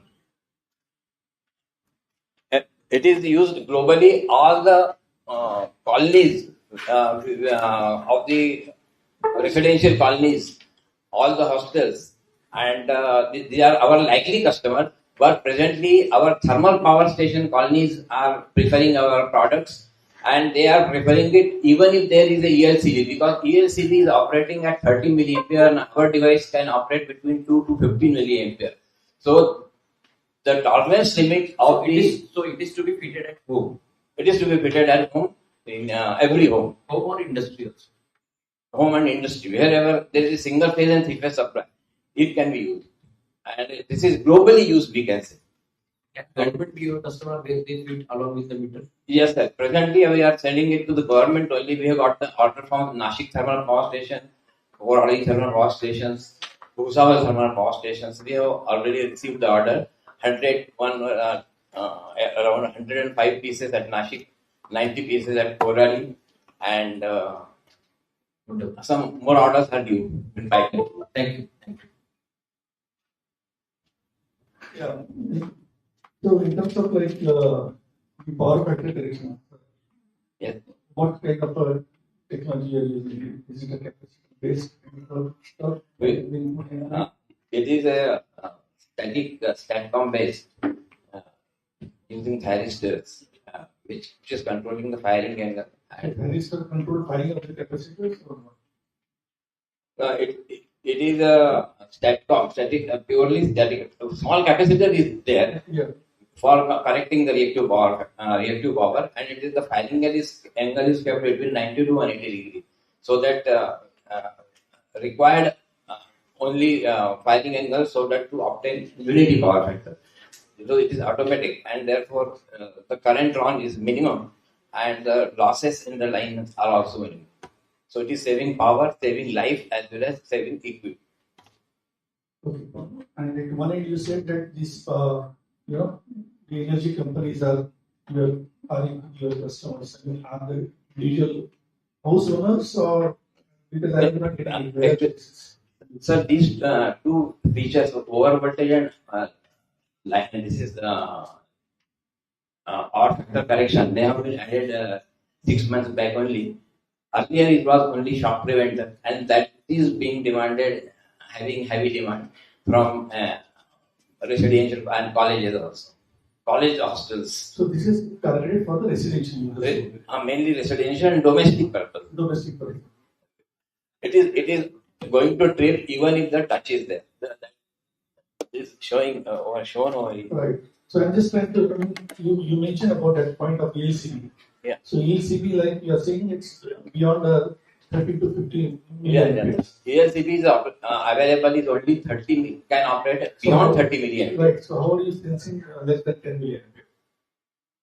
And our body sensitivity, tolerance limit, human. That is agreed. Yeah. Our body sensitivity is less than, for the kids at least 2 to 3 milliampere. From your circuit point of view, how you are sensing that and how you are actually using it? We are having a differential transformer over here, which we will call it CPCT, current balance transformer, then electronic circuit, which is precisely amplifying the difference between the color. So how are you calibrating it exactly to that? Because the calibration might change. We are using the voltage stabilizer inside. So even if the voltage changes outside, inside there is a voltage given to the circuit, and that is stabilized. Thank you. Thank you so much, sir. Next study is Inun, founded by Ms.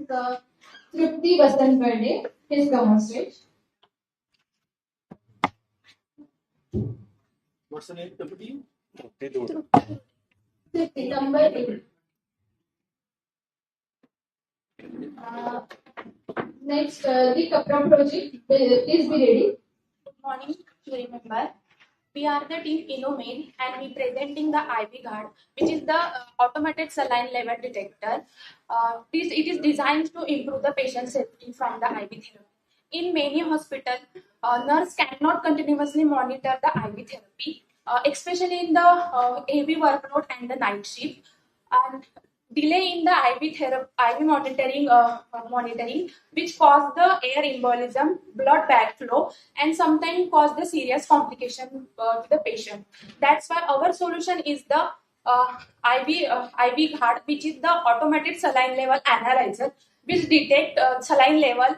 If the bottle is empty, they can buzzers and visual alert, and also we improve in future from the Wi-Fi alerts and the automated flow stop. So our vision is to improve the patient safety of every hospitals. Next point. So this is our first prototype product, and this is how it works. Can you just use mine? Yes. So this is the first prototype product we have developed, and this is how it works. So let's assume that it is a saline bottle, and this is how it works. When the bottle is empty, it shows buzzer. When it is filled, it will stop buzzing. So the basic concept is that when it reaches the safety level, when the whole saline level goes below the safety level, it will automatically analyze it and shows buzzer. So is it limited to buzzer, or it will also stop the saline? Sir, we are developing it using the clamp system from the outer side. Are It there will not. any big industries in the market already? No, sir. They are not working on the saline level analysis and the automatic flow system. In the daily routine, in the hospital, the nurses are doing it manually by stopping it. And if the patients are more, they are not managing it. So this prototype will be very helpful for them. And it goes for at this situation, we have set the cost for 300, and if we are and in future when we are adding more features to it, that is a Wi-Fi notification system and also the automatic stop flow system, the price will go up to 500. So it is very affordable for the small clinics also, and also the bedridden patient at the home where will be no nurse. How many places you have tried this?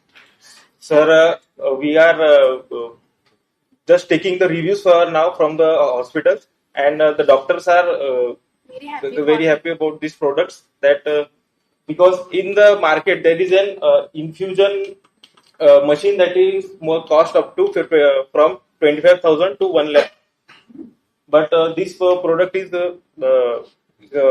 is smart and affordable. There is around 14 lakh hospital beds all over the India. Yeah, no, that's understood. Don't get into the details, not a problem. So you have not physically tried it at the hospital, right? Not at the hospitals. Oh, not at hospitals. After the one industry has come in a visit to our college, they recognize this product and they ask for the 10 units. And after doing the updates, we will give them the 10 units. Thank you. Yes, thank you. Thank you so much. Next step is the Kapra project, founded by Mr. Amol Kulkarni. Please come on stage.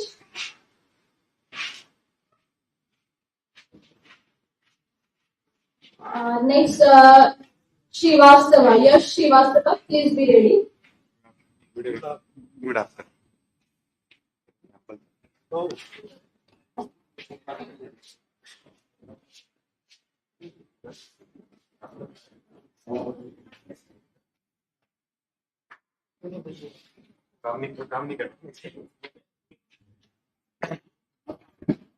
Hi, good morning. Is my time started? Okay. I'll start with a quote. अंत अस्ति प्रारंभ. जहां जहां कपड़ा फेंका जाता है, जहां जहां कपड़े को हम बोल देते कि हमको काम नहीं है, वहां से हम काम करें. मैं जो आपके सामने कुर्ता या जैकेट पहन के हूं, ये 22 राज्यों के वेस्ट से बना हुआ है। हम लोग वेस्ट कलेक्ट करके उसको सेग्रीगेट करके सेगमेंट करके उसको अपसाइकल करते। हमारे स्टार्टअप का नाम है कपड़ा प्रोजेक्ट। हम लोग आज से 3 साल पहले फाउंड हुए थे। We are a ministry certified startup which focuses on reducing textile waste, generating more livelihoods in the stitching areas, and also converting the waste and converting the carbon footprint of textile waste into usable products. These all are the basic problem statements. I don't want to go on deep on that. This is what the numbers talk about. We have upcycled currently till now 20,000 kgs of textile waste. We have made 50,000 plus products. Our revenue for first 2 years of operations was 50 lakhs. Currently we have purchase orders worth 85 lakhs with us. I will request my team member Nagesh sir to show you sir one of the samples which we are one of the product for one of the brands which we are creating. The above black color jacket is from Taj Industries, Taj Hotel, Bangalore, and we have successfully onboarded Taj as our sustainability partner, and the bag is made from the jacket. Yogesh sir, this is Amod Kulkarni from Kapda Project. I'm showing you some samples. This is one of the projects where we are doing with Taj IHCL group, where we are collecting leftovers or uniforms from their existing hotels and converting into one-of-a-kind bags for their gifting items. I was talking about numbers. We have till now upcycled 20. I have one more product, sir, which is currently made by us. Only this bag or this product is made from recycled textile waste. So we have collected textile waste, shredded them into smaller pieces, converted into a slurry, and created this new fabric. It also has rPET fabric, which is made from plastic bottles.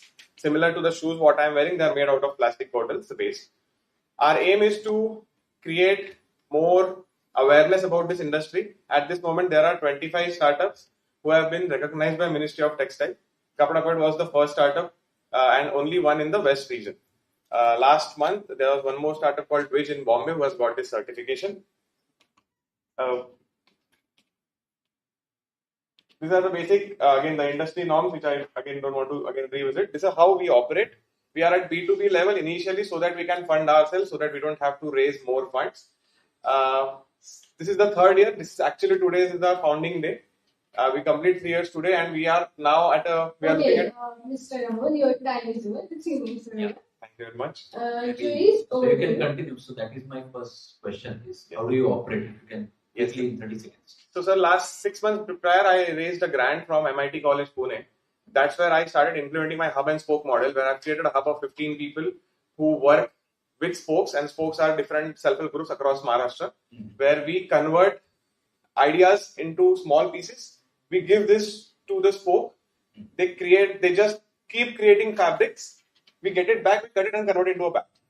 Only bag. We are into apparels and bags. So the apparels like these, what I'm wearing, we are into kurta, shirts, and majorly top wear. Recycled. Upcycled and recycled. Okay. So upcycling is converting one form into another. So are you giving it back to the same person? So now we are doing that with corporate. We are officially sustainability partner for Royal Enfield, Eicher Motors India. We are taking 10,000 t-shirts from them, which equivalents to 1500 kgs. We are converting those into a felt fabric, which I showed you the bag. That bag will be again, that fabric will be converted into bags and again going back to Royal Enfield. So that's how the whole circularity program is going to work. Okay.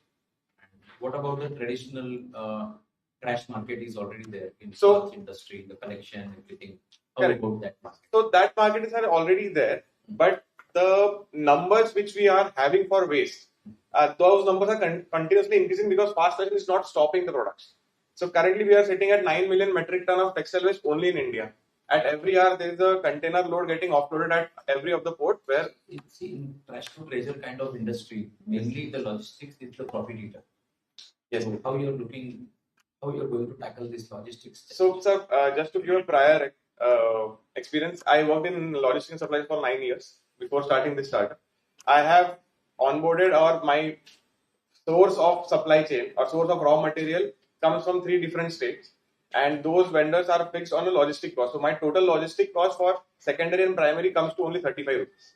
per kg. No, collecting. See, you are collecting waste. No, right? I'm not collecting waste. We are working with aggregators. There are companies like Green Worms. There are companies like Recircle. They are collecting it for us. Taking it from them. Yes. Okay. But we are when we talks about post-consumer waste, we are collecting from the aggregators. For industrial waste, it is directly coming from the factory too. Okay, so you are collecting from aggregate. Apart from B2B, you also have direct product line. Yes. So what I understand is you are collecting general waste from aggregator and manufacturing something. Yes. And that you are selling to? We are selling to B2B clients. B2B. I mean to corporates for gifting. So you are telling them that this is recycled or correct. Okay. And we have sometimes you are taking from them also. Correct. Okay, understood. So if you want a circular project for your company, we do it exclusively. You mentioned something about you received a fund. Yes. So we got grant from MIT Pune. There is I just wanted to show. So how you utilize the grant? This is where the recognized we are. So that's where I started my hub, and I invested that amount in understanding whether my hub and spoke model was working. Because till that hub is for what? For example, Mr. Nagesh, he works with me in my hub. That hub is of 15 masters and tailors, where we design bags. Okay. We fragment them into smaller pieces. So आपके सामने जो bag रखी है, उसको आपको patchwork दिखेगा. तो वो पैचवर्क का डिजाइनिंग हम लोग वहां करते हैं. वो पैचवर्क वहां कट होता है. वहां से वो 3 सेल्फ हेल्प ग्रुप को जाता है जहां 25-25 लोग काम करते हैं. तो उनको सेल्फ हेल्प ग्रुप में एक बैग बनाने को 4 घंटा लगता है और उनको फैब्रिक जोड़ने में 4 घंटा नहीं लगता. तो वो 4 घंटे में वो 50 बैग का फैब्रिक जोड़ दे. और फिर वो फैब्रिक मेरे पास वापस आके हम ही उसको असेंबल कर रहे हैं. तो क्वालिटी भी मेरे हाथ में हो गया और मैं ज्यादा लोग के पास रीच भी कर पा. Okay, so it's a stitching up. Yeah. Stitches. Okay, thank you. Thank you. Thank you so much. Now welcoming Innovate Lad Technologies Private Limited, founded by Mr. Yash Srivastava. Please come on stage. After this, we are going to take Zubair Hussain Shah. Please be ready.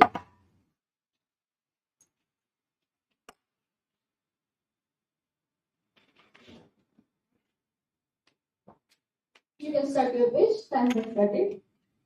Good morning, everyone. I'm Yash Srivastava. I am founder for InnovaClad Technologies. We are a company that works in direct energy deposition, which is a form of metal additive manufacturing. So basically, what we do is we use a laser power source and we melt metallic powders to create near net shapes, and for laser cladding, also for repair works. The application for this kind of technology is endless. We are currently working with aerospace, medical, defense tech, agriculture, wherever you can, think of. We are working with them currently. So what happened was that for 5 years I was selling foreign-based OEM systems, which were in DD manufacturing. The major problem that we saw in the industry was that the industry did not want to buy a white elephant. They did not want to invest 3 crores into a machine and then not get enough ROI on it. So what we did was we designed a retrofittable nozzle. It's a very simple concept. We created a nozzle that can be fitted on any robot or any VMC, and it can get converted into a complete laser-based DD system. So the costs will be cut in half. So for example, you buy a new system for 3 CRs, we are able to do it in less than 1 CR. If you want to make a new system from scratch, it can be done in 1 crore and 15 lakhs only. If you look at the nozzle itself, the cost of nozzle is only 18 lakh rupees. So this is the business model. We are into hardware sales currently. We have started the production of the nozzles and we are selling it actively. The sales of software as service will start from the next year because we are currently working on developing the AI versions of the nozzle. The market opportunity is huge. There is 17 billion market globally, 3.8 billion in India, and we are looking at a SOM of 50 CR in the next 2 years. So for the 7 past months, we have bootstrapped everything. We have made it from scratch. We have got our first PO. 2 महीने हुए हमें company start किए हुए. We have already generated a revenue of 65 lakhs from Symbiosis, and the second order is in mid-June, which is from Artha, which is around 42 lakhs. So we have already generated around 1 CR in 3 to 4 months. The current situation is that we have already hit the targets for the first year. We have done the market POCs, which we had planned for later half of the year. But we are already working with IUCL, IIT, and then also we are working with Dream Aerospace, which is working in the newer segments of aerospace technology. These are the founders. I am working in operations and sales. Thank you. Mentioned about 65 lakhs revenue. Yes. Is it a revenue or grant? No, it's a revenue. We have sold our first system to Symbiosis. In the sense, what did you say? So they had a welding robot. We sold them the nozzle, and we are integrating all the other parts which are needed to convert into a fully functional LDD system. When you sell these kind of things, do you also provide continuous solution? Sale of a solution, or it's only product sale and then they close the thing? So what we do is we prefer a two-pronged approach. We if you only need the solution, we provide the product and we say, all right, you do it. If you want, what I mean is, will they be able to use it and maintain it? Yes, yes. So they are what Symbiosis has done is they have created a business model around. So they are using it for R&D in their institution, and they are also taking industrial orders from BMW and Bharat. Service support? Yes. Or only a product? No, both of those things. Entire service approaches. So you have sold it to the lab, basically. Yes, yes. Total, how many products you have sold? How many nozzles you have sold? As of now, 2. First is in Symbiosis, the second is in Arca. Which industry is your customer? Well, currently, what we are trying to do is we are targeting oil and natural gases because they have a huge requirement for this. Aerospace is there, so those are the 2 beachheads that we are working. Academics is a very easy option for us because the entry barrier is less. So we have started pitching to academics first, but the major goal is to go into oil and natural gas and then into aerospace. Defense tech is obviously there, but defense has, as you know, a lot of bureaucratic boundaries. So we first want to establish the product and then move into defense. Just out of curiosity, how, see, we know now most of these automobile plants also are having robotic manufacturing. Yes. So do they also require? Exactly. So this is an FGM part. So basically, what happens is if in India you have to manufacture a nozzle, ISRO can manufacture only 3 in a year, right? Why? Because if you want to manufacture 2 different materials, the inside is copper and the outside is inconel. What about those automobile plants? Yes, exactly. So there also they have a similar application जहाँ पे 2 या 3 dissimilar metals को join करना. We can print all those materials in one go. This has been printed by a single nozzle. We can print up to 4 different materials in one go. So that is the advantage. Yes, yes, yes. What is the current status? वो लोग अभी क्या कर रहे हैं? Sir, अभी वो welding करते हैं, लेकिन welding में galvanic corrosions होते हैं. And then there is ion dissymmetry, जिसकी वजह से जो post maintenance का time होता है, वो बहुत छोटा होता है. Thank you. ये जो OEM certified लगना है, because you are at the end of the day, you are doing the additive. Yes. Yes. The porosity and all those kind of things. It's like जो आपका OEM का जो एक standard होता है, certified system. Yeah. At the end of the day, they are going to compare that. Yes. And they are going to come back to you. Exactly. ये तो कर दिया, but अब तो OEM बोल रहा है कि नहीं अभी इसको नहीं जमेगा. So how you are making sure that you are getting closer or getting as close to OEM certified? Yes. So इसमें काफी problem आएगा. Exactly. So sir, हमें भी ये problem starting में आ रही थी. That is why we went for industrial POCs first. हम industries के पास गए, हमने कहा अपना problem statement तो हम बारका के पास गए, उन्होंने हमें gear दिया 1.2 मीटर का. हमने gear सही किया, हमने उनको वापस भेजा. जो उनकी post maintenance cycle थी, वो 15 दिन से 42 days तक हमने increase कर दी. One problem solved, proved. Then we went to Triveni turbine. Triveni turbine ने कहा कि हमारी टर्बाइन में कैविटेशन हुआ जा रहा है. हमने क्या किया, लेजर क्लैडिंग करती स्टेलाइट 21 की. पहले वो जो स्टेलाइट 21 की क्लैडिंग करते थे, 10 पार्ट बनाते थे, एक पार्ट उनका सक्सेसफुल होता था. हमने 3 पार्ट बनाए, तीनों सक्सेसफुल थे. We have all the test reports. So what we are basically trying to do as of now is हम मशीन नहीं बेच रहे हैं. हम कह रहे हैं अपनी प्रॉब्लम लाओ, हम प्रॉब्लम सॉल्व करेंगे. अगर प्रॉब्लम सॉल्व हो जाती है, then you take services and eventually we will convert it into a machine. So that is how we are approaching it. सही है, बट अगर प्रोडक्ट अप्रोच के लिए तो स्किलिंग का प्रॉब्लम आएगा. Yes. और क्योंकि अगर इंडिविजुअल प्रॉब्लम स्टेटमेंट में जाएंगे तो प्रोसेस लिमिटेड में आना पड़ेगा. Yes, yes, That's a golden yes. problem. That is.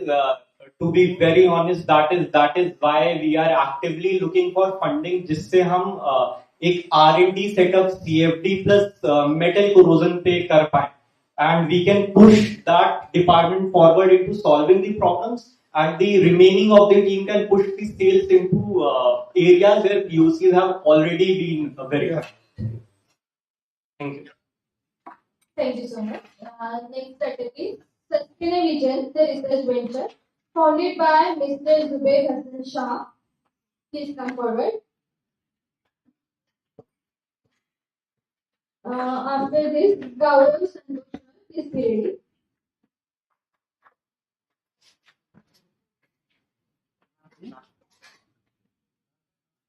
Zubair Hassan Shah. Sustainable Vision.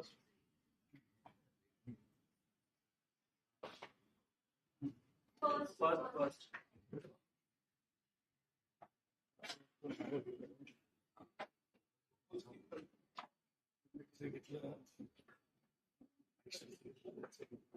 Okay, you can start. Good morning, everyone. Please use mic.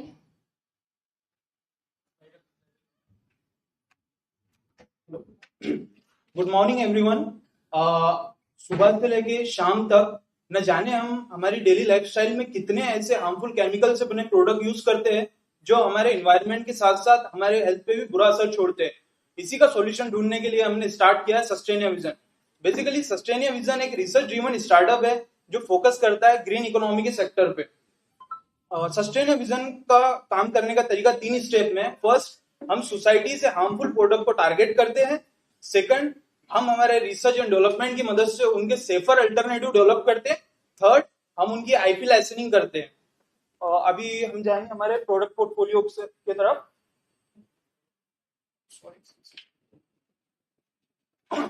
हमारा फर्स्ट प्रोडक्ट है truth glue. Basically ये एक adhesive industry का alternative है.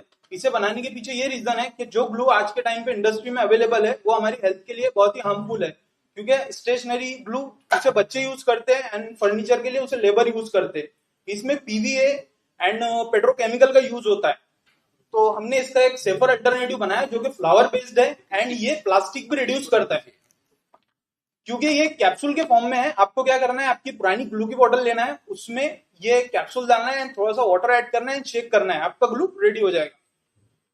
हमारा second product है एक artificial cotton जो कि एक इन्वायरमेंट फ्रेंडली कॉटन है. ये अल्टरनेटिव है पॉलिस्टर कॉटन का.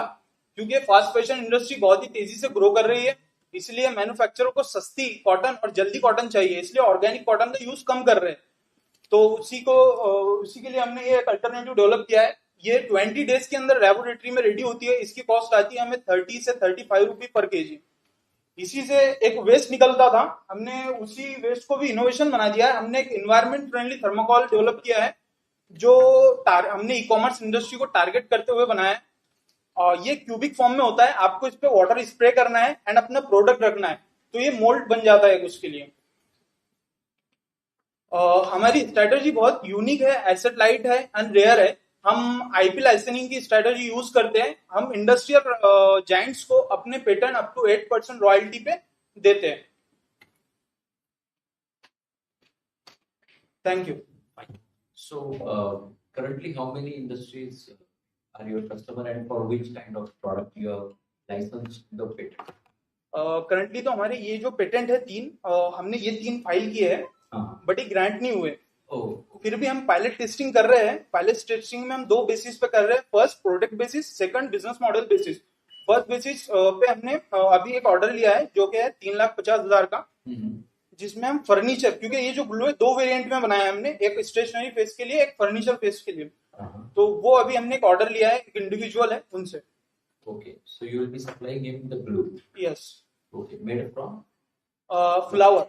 Flowers. तो फ्लावर कलेक्शन हाँ, एक्चुअली महाराष्ट्र में उस फ्लावर की खेती भी होती है, फार्मर उगाते हैं जिस फ्लावर का हम यूज करते हैं, हाँ, तो वो खरीद सकते हैं, फिर उससे बना हुआ एक्चुअली बेस मटेरियल है थोड़ा सा हमारा। Okay, thank you. इसमें बहुत सारी इनोवेशंस पे आप काम कर रहे हैं। Yes sir. ये काफी सारे जो इनोवेशंस अभी होते हैं उसमें सब और बेस्ड जो बना रहे हैं, इंटेंट तो अच्छा है but sustainability at the scale becomes an issue. Her innovation में सस्टेनेबिलिटी कैसा है in the sense I am not talking from environmental standpoint, तो आप वैसे काम कर रहे हो, बट एट स्केल अगर आपको ये बेचना है, आईपी लाइसेंस करना है, सामने वाला यूज करने वाला है, आप तो फ्लावर करके एक बार ब्लू बना दोगे या बाहर तक आईपी लाइसेंस करने के बाद में ये पूरा काम तो सब सामने वाले। यस एक्चुअली सर, हमारे जितने भी प्रोडक्ट है और जितने भी रिसर्च है, तो हम कुछ क्राइटेरिया में फिट करके ही अपने रिसर्च करते हैं।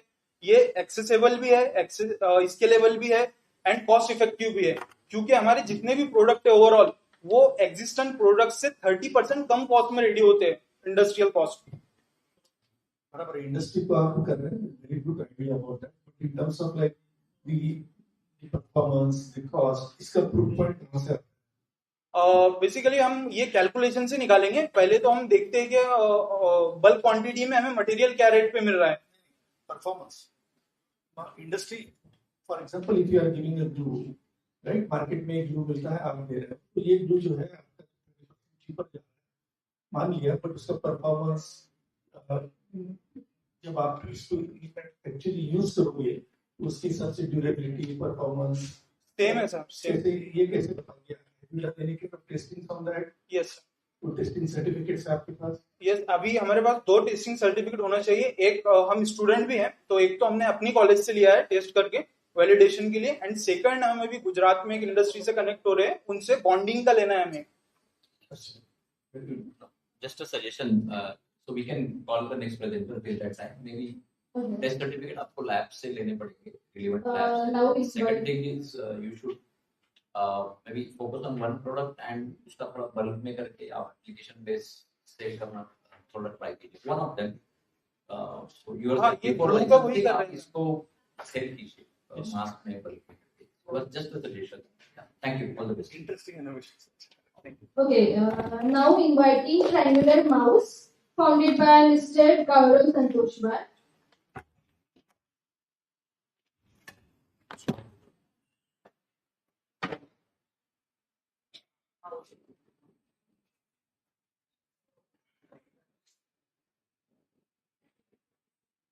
Hello, Please begin your presentation.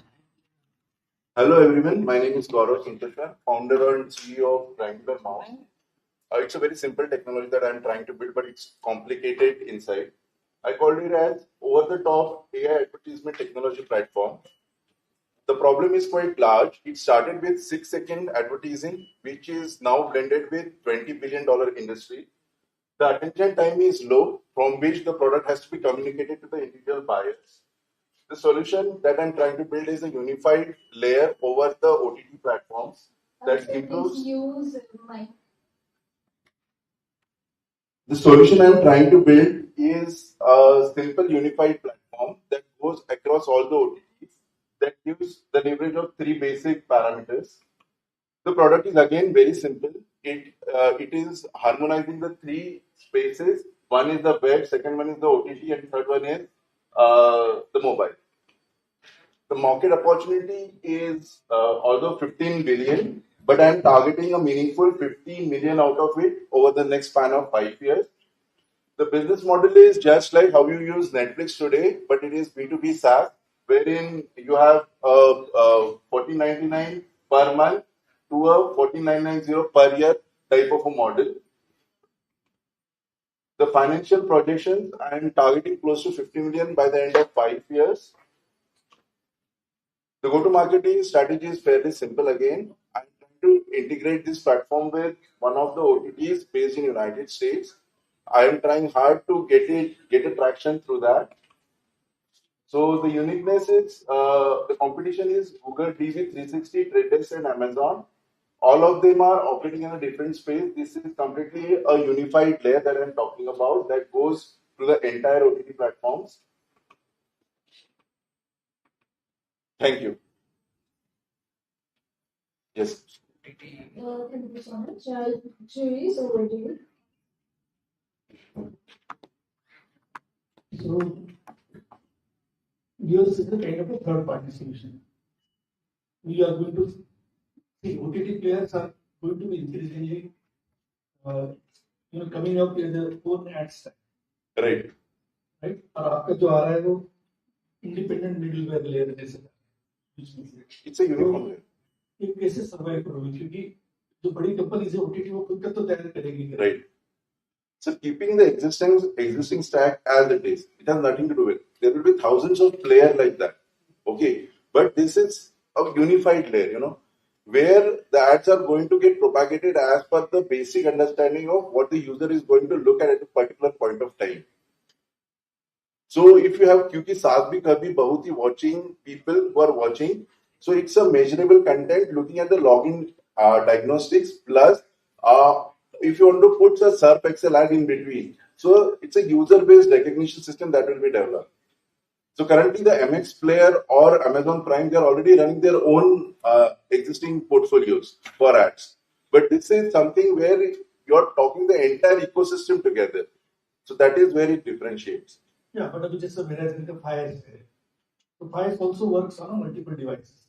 Okay. Right from the iPad to the mobile to the smart TVs to regular kind of stuff. So I mean, they have the multi-device identity also. Right? With which content is going to be watched by each user at what time, right? And they are also going to be monetizing that particular identity from the user perspective and content perspective also. So now in these cases, फिर आपका solution यानी कौन से type के OTTs because वो type के OTTs में तो जिम्मेदारी नहीं आप करनी बड़े वाले इसमें तो कहाँ पे आप It is a NBC Universal है. So I'm trying to target say live news streaming. News में जो होता है ना सर, तो उसमें टारगेट कर रहे हैं. तो this is the first integrative. जैसे once you get inside the login system, it will actually monitor it. इसमें तो 1000 जैसे you see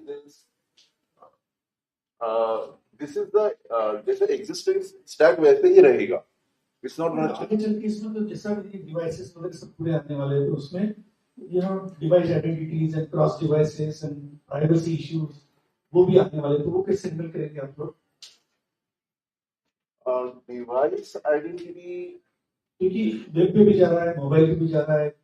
सर लॉगिन तो ठीक है, पर डिवाइस के थ्रू भी जाता है ना.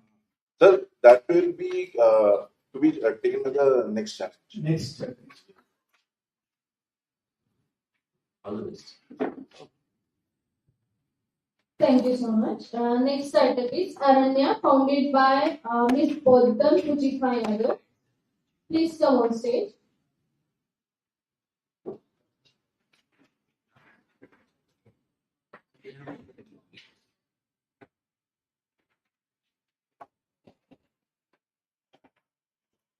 Good morning, everyone. My name is Pujita, and I am the founder of Aranya.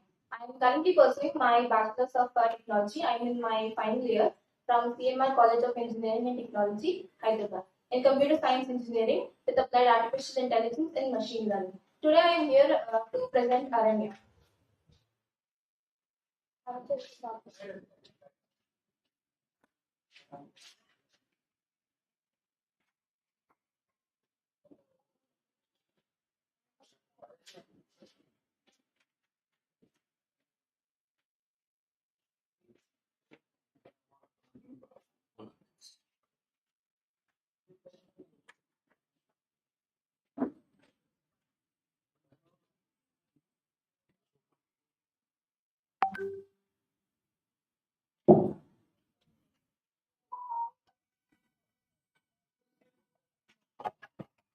And then we can solve this. Can we take next?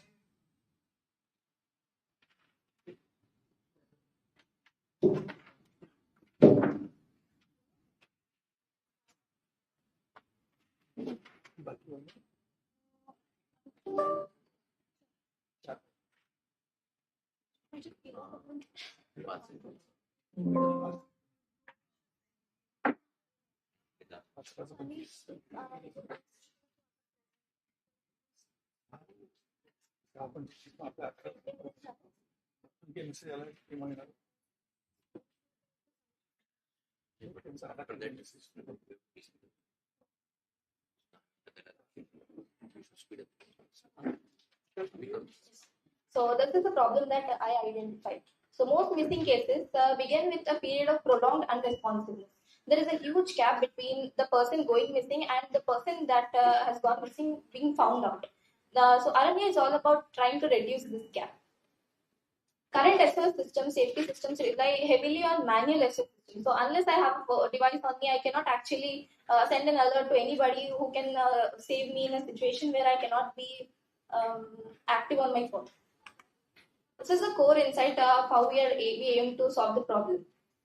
Absence of expected activity can induce risk. This is what we have capitalized on to prepare a solution.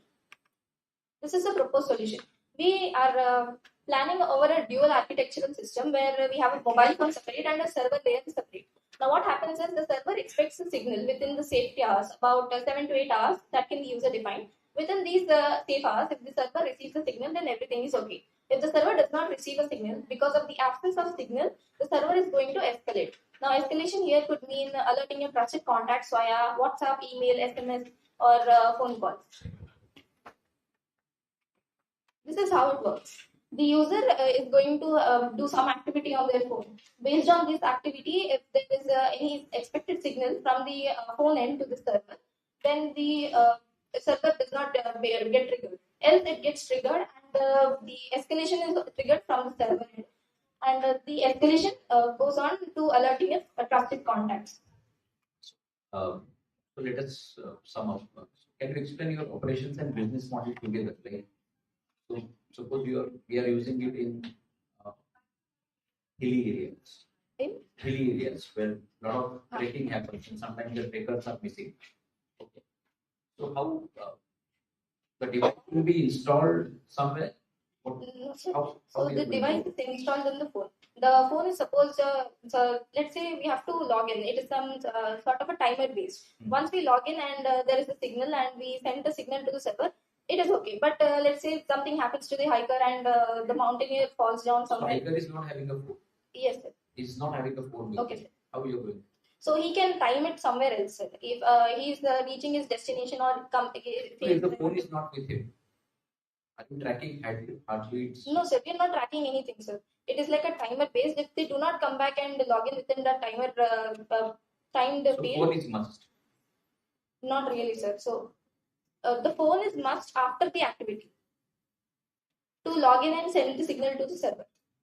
Otherwise, in situations like kidnapping or panicking, so what happens is there is situations where we cannot actually use the mobile phone to send an SOS. So I have not understood how you are going to track a human being. We are not tracking anything, sir. What we are trying to do here is server-based escalation. We are trying to remove the manual dependence on the Before escalation, you are tracking, right? No, sir. It is only about logging in with the app, sir. Once they log in through the app and we send the signal from the mobile phone to the server receives it. So somebody is missing randomly. Yes, sir. How will app login? So I'll give you an example, sir. So let's say I am traveling alone to another city and I am not in constant touch with my family. Yeah. So what happens is I go missing today at 8 o'clock. So who is the first person to actually notice? So there might be nobody. But what if the app on my mobile phone, if it is sending no signal because of the inactivity on my mobile phone, if I do not actually log in. That's must, no? Having that app in a phone is must. Yes, sir. It is must for. Okay, how we are going to make money? So we can introduce a subscription model.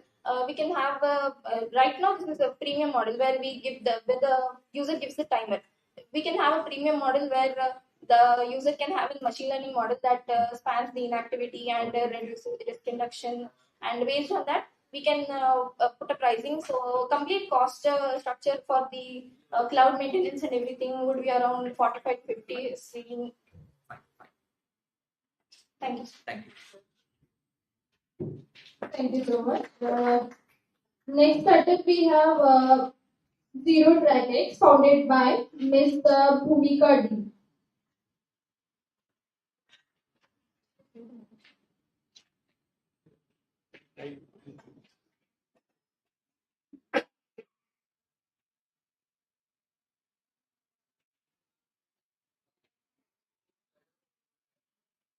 Please begin your speech.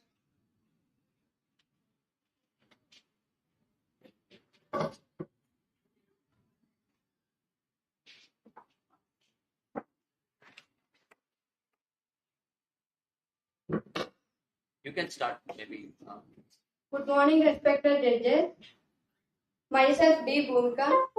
I am presenting our innovation project Zero Trace X. Zero Trace X is a future generation ghost communication system designed to invisible communication, secure and privacy focused communication.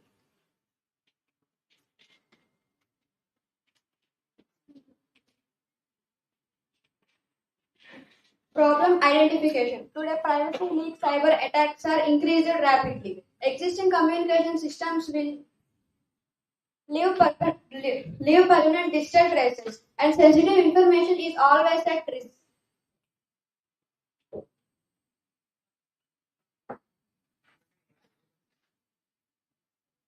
So meanwhile, you can explain us the problem, your solution. To solve a solution, Please go ahead. To solve a solution, we developed our app Zero Trace X. It is mainly focused on temporary secure monitor, AI-based threat detection, privacy, and a secure system. So how it works? Can you explain us? Yes, sir. When the Let user it come. when the user's message is sent, the message is encrypted and send the secure routes. And the receiver receives the message, it can destroy. No trace found. It mostly helps in the military cooperations and cyber security. People who need high security.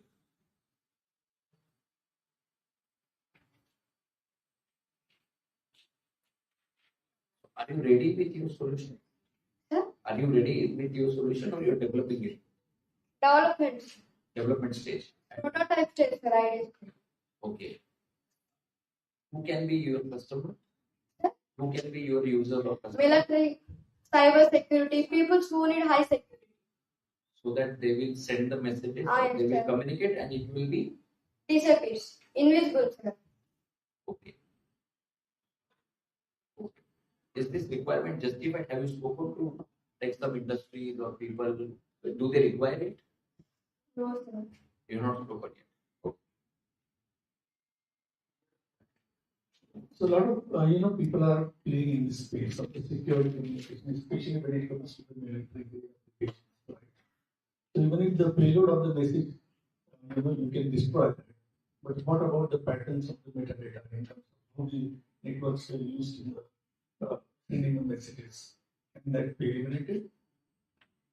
Sir, existing communication apps for encrypted messages involved, sir, but store data in servers and computers. But in this Zero Trace X, messages are destroyed when the receivers reach the message.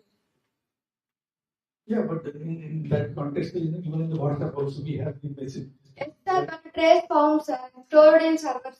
Correct. So that's what I'm saying, that the solutions which other people are also trying in terms of the zero trace is about the message payload, but what about the pattern of the networks, the metadata? Sir, it takes a temporary route, sir. Dynamic temporary route, sir. Present WhatsApp takes a fixed communication route. But that again creates a problem of the scalability of the solution, right? So what is the unique IP over here? It's like the encryption, or what is that? Because encryption, there are a lot of level 126 bit, 256 bit encryption, the encryption 512 bit encryption, those kind of technologies are available. What's your IP here? Sir existing apps అనేవి server ద్వారా store చేస్తారు sir కానీ ఇది మాత్రం trace అంటే ఏ route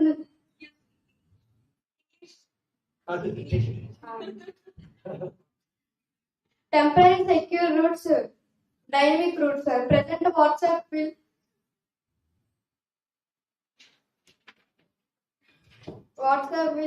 fixed communication routes sir But that will create a problem on the scale, na?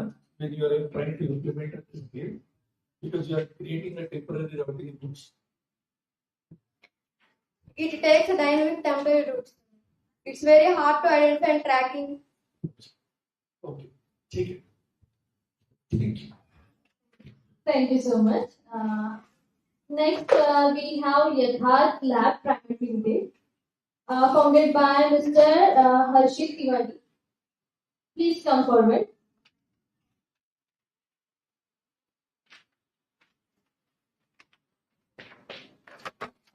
After this, we are going to take Nikhil Moria. Please be ready.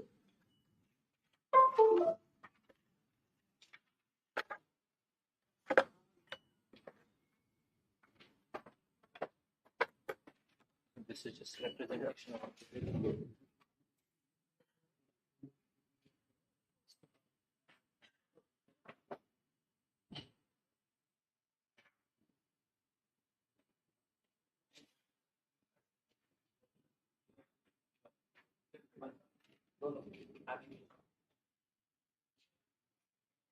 Let me know when I can start. Yeah, you can start your pitch. Hi everyone, my name is Harshit Tiwari. I am an aerospace engineer from University of Manchester, and we have founded Yatharth Labs. We are building drones that defend nation's borders. We are a defense deep tech company based in Jaipur, Rajasthan. We are building an integrated surveillance and tracking targeting system. Our two flagship products are Pratap, which is a CAM system, of which one prototype is placed over at the table, and another is Drishti, which is a GPS denied navigation software that we are building in-house. And we are currently at a technology readiness level of TRL 3 to 4. We are building our prototype, and the Drishti prototype is ready. We are beginning with our trials from next month onwards. So the problems that we are facing in the current loitering ammunition markets in the defense sector is that critical components import is still a major problem that is being faced. Vulnerability to GPS denied environments and GPS spoofing is still there. Adaptability to different mission profiles from a single a drone platform is still there, and then high cost per mission because the IPs of those drone platforms are still being outsourced from outside the country, and also tactical response delay because all of the wars these days are only won because of the drones and the response timing edge that you can have over the enemy. Which is why we are building Pratap. Pratap is a CAM system. It's a canister launch anti-armor loitering ammunition system. It's a system that sits inside a canister tube with folded wings and folded propellers inside the tube, and with the expulsion of propelled gas of the gases, it propels out and it opens up its wings, and then it starts flying autonomously in towards the enemy's area. It has four mission phases. Phase 1 is the launch, which has two structure IPs, which is the canister itself and the aircraft itself. Then the autonomous phase, which involves our Drishti software, which is the autonomous GPS denied navigation software. Then the third phase is loitering and ISR, which starts hovering above the identified targets autonomously using the Edge AI. And then the phase 4 is the terminal phase, which is the top and strike attack using its terminal attacking system on the Edge AI itself. And it can take two different kind of payloads. It has modular payload structure, so it can either take an anti-armor payload or it can have a anti-personnel payload, which is a frag payload. It has a typical range of 30 kilometers with 45 minutes of range and about 1 kg of payload weight. Another is Drishti. So in Drishti, we have been able to achieve 92% of accuracy in the drift in a circular mission, and we are aiming to achieve it, increase it to more than 95%, and then we'll be beginning our trials in the real world with the real world systems from next month onwards. We have commitments. Our technology mode is we are making it infantry portable. It will be less than 8 kgs along one system, one drone system plus a canister launcher. So a typical personnel can carry 2 drones and a canister launcher at once. Okay, Mr. Rashid, your time is over. 3 minutes are to you already.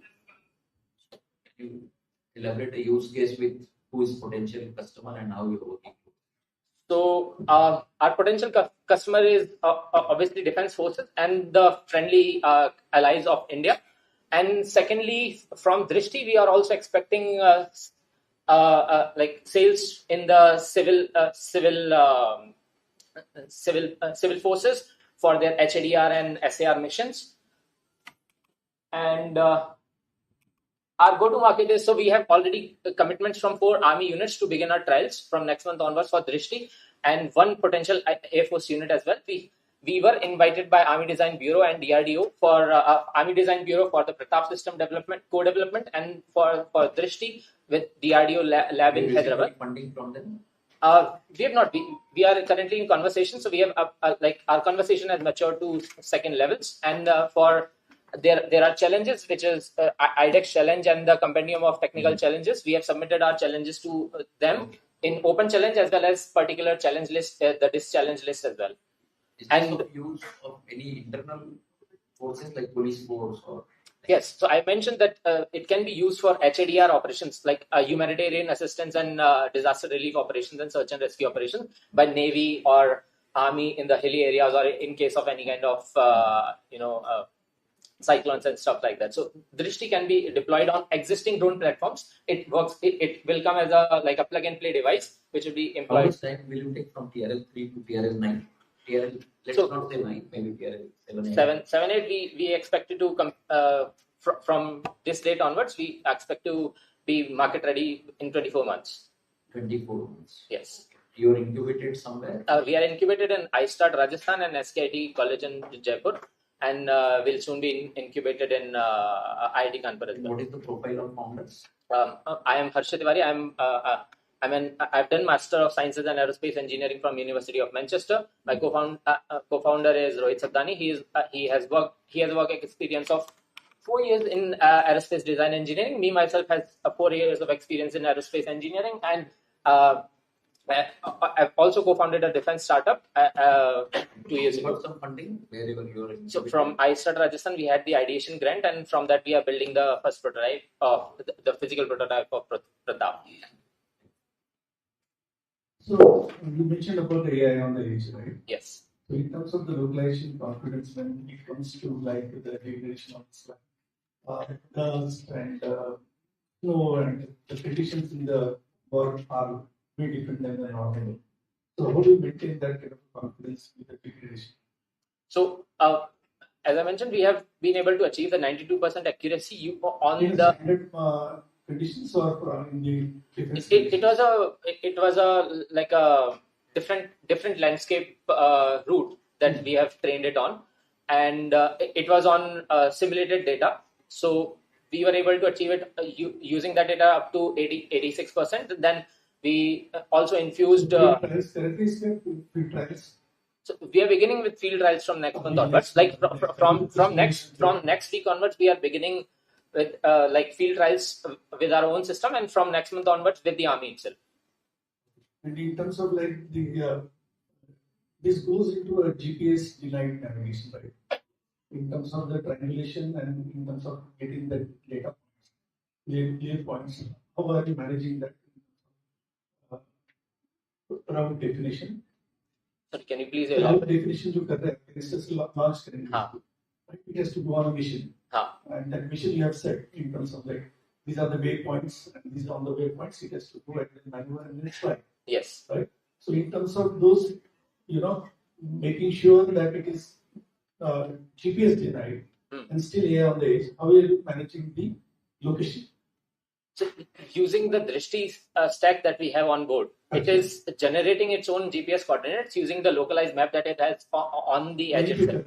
It is everything is getting done on edge itself. So what happens if that communication fails? Communication between your platform and the. So in case of communication failure, there is the rollover mechanisms, spillover mechanisms? Yes, there are fail-safe mechanisms. So if you just so look at this architecture, the phase 4 has either a terminal attack phase or it has a mission abort. So in case of a mission abort, it knows where to go back because it has its own home location and it has traced over the path already from which it came. So which it train itself on, gets itself trained on to go back on the same path. Or in case if it cannot make it using its own power available, it goes onto self-destruct mode. Thank you. Thank you. Thank you. Good day. Now inviting Aranya Astra Industry, founded by Mr. Nikhil Moria. Please begin your presentation. Please come forward. Yes. aircraft will be less than 4.5 kg in total. Good payload, sir. With payload, it will 3.25 kg will just the system, and 1 kg of payload, and plus 20 to 50 grams of like additional space. Oh. So that is what is expected. And still launch कर सकते हैं. Launch करने का जो है normal वाला use कर सकते हैं. हाँ, so the canister launcher will be like 680 mm in that. Okay. Normal वाला. But we are building it in house because specific for this use case, and because we are building it, solving it for one more problem, that is smoke grenade launcher based loitering ammunition. Yes, so existing platforms में हम इनको integrate कर पाएंगे तो इसको miniaturize भी होगा, ये थोड़ा सा increase भी होगा.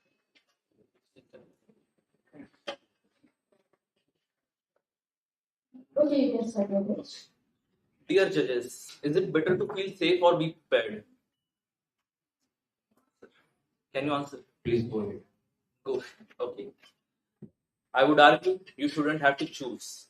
Hey everyone, I am Nikhil Maurya, founder of Narayanastra Industries, and today I am presenting Raksha, a battlefield survivability system designed to stop the number one preventable cause of death in trauma, severe bleeding.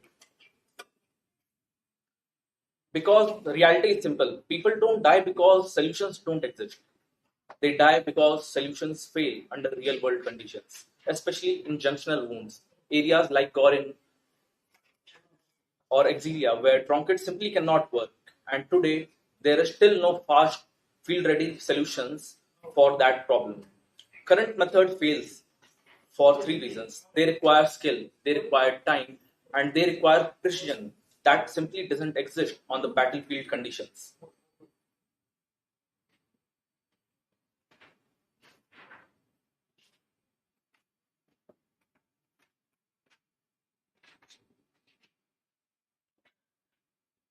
And gauze packing takes minutes, and truncates fail in the junctional wounds. The imported systems are expensive, limited, and inaccessible in the field conditions. And in trauma, minutes matters. Minutes are fatal. So we built Raksha. Here's how it works. A responder directly inserts the applicator directly into the wound cavity. It is deployed directly inside the wound. The hose pallet absorbs blood, expand rapidly, and applies sustained pressure directly inside the source of the bleeding, not outside it. There is no complex packing, no continuous manual compression, and no requirement for highly trained medics. The entire process takes under 60 seconds because in battlefield medicine, time matters most. Like time to evacuate, time to survive, time to operate. That is Raksha. Can you brief your solution in a simple manner? What is the use case and what's your solution? What's your revenue model? Okay. So basically prototyping stage पे हम and product ये है कि किसी भी soldier को या किसी भी ऐसे situation में जहाँ पे penetrating trauma related to bullet injury या blast sharpeners, तो ये product directly use कर सकते हो आप. 60 सेकंड के अंदर कोई भी deploy कर सकता है. वो wound के अंदर जाएगा, expand करेगा और equal pressure apply करेगा inside the wound to stop the bleeding. ये कौन से stage पे problem समझते हैं अच्छा problem solve करने हुआ because that minutes matter, yes. Seconds matter. Yes. मगर अभी एक side में आप ये pellets अंदर में डाल के उसको you are trying to save, right? But at the same time, you say on the other side how you are trying to manage embolism or downstream issues because उसके other side भी है, yes. Issues can come up. So how are you managing, making sure that side is managed without any damage? Okay, so जो arterial pressure रहता है वो 16 से लेके 20 kilo pascal तक रहता है, जो normal bleeding का pressure है body में, और 75 threshold है. तो ये जो product है उस threshold के बीच में एक sustained pressure बनाएगा like 25 to 30 किलो पास्कल, जिसकी वजह से ये sustained रहेगा और bleeding रुकी रहेगी constantly. बराबर, ज़्यादा हो गया तो भी problem है? नहीं, ज़्यादा नहीं होगा, उस चीज को ऐसे formulate किया गया है. But you know, because ये तो at the one end you are trying to put those pellets into the body. Yes. Temporarily उसका जो ये blood flow and that thing can be managed. Yes. उसके बाद में तो surgery करना ही पड़ेगा. अब surgery के टाइम पे उसको remove भी करना पड़ेगा. So we can visualize that part. Okay, so surgery के टाइम पे like 5 to 6 hours का time buy कर देगा ये product. उतना time इनफ है किसी को इवैक्यूएट करा के सर्जरी रूम तक ले जाने के लिए at the Indian battlefield conditions. और जो मतलब आप समझ लो कि ग्लू टाइप स्ट्रक्चर बन जाएगा, उसे जस्ट मैनुअली रिमूव करना है, दैट्स इट, वो पूरा साथ में निकल जाएगा without damaging the without soft damaging the tissue and all those technology. things. Yes. Where you are on the technology right now? Technology level अभी 3 पे हम, और ये 7 to 8 पे आएगा जैसे प्रोटोटाइप पूरा फिनिश हो जाता है। तो प्रोटोटाइप सिमुलेशन पे ट्राई किया है कि एक्चुअल पे भी ट्राई किया है? अभी लैब्स ढूंढ रहा हूँ मैं, लैब पे ट्राई करना है। अच्छा, लैब्स में। Yeah. Materials and all those things? Yes, that's decided. That's decided? हाँ. Have you formulation done? Yes. Formulation मतलब जितना बेसिक बायोमेडिकल रिसर्चर्स हो गया, जो पीएचडी स्कॉलर्स हो गए, उनसे डायरेक्ट डिस्कस करके फॉर्मुलेशन वगैरह क्रिएट किया हूँ। अब बस उसे लाइक लैब्स में टेस्ट करना, उस चीज को बिल्ड करना। So what's kind of a competition here in terms of the inputs? Nothing. So this is the indigenous, that's what you're saying? Yes, कोई ऐसा सोल्यूशन एग्जिस्ट नहीं करता। करंट गॉस पैकिंग है जो मैनुअली वुंड के अंदर pack करते हैं। एक कौन से ग्रेड में जाएगा सोल्यूशन? जो मेडिकल ग्रेड में सॉल्यूशंस जो होते हैं, because it is going to be intra body. Class C में है। Yes. तो उसके ट्रायल्स भी करने पड़ेंगे। You are at a PRL. Yes. तो काफी concept is good. Thank you. All the best. Thank you so much. Next we have Suzawatt Technology Private Limited, founded by Mr. Venkatesh Subramaniam. Subramaniam.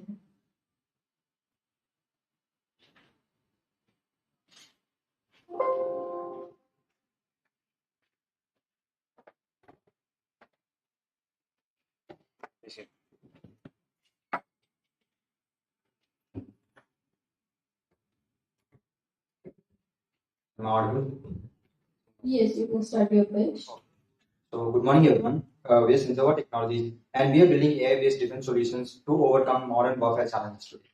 So, today, even a low-cost drone can damage the high-valued armored vehicles.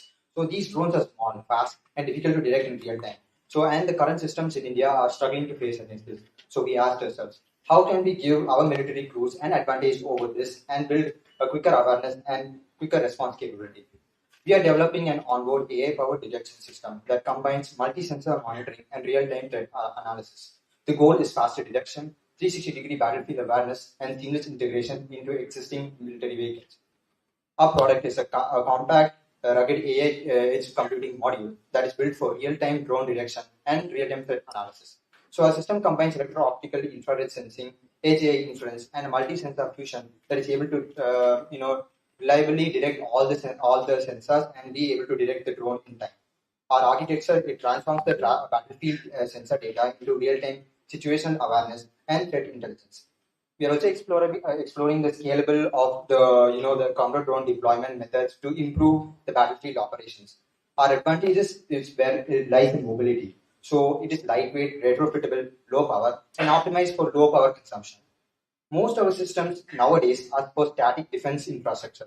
So the problem right now is that they are all vehicle centric. So our platform is vehicle centric, mobile, low power, and they are cost effective.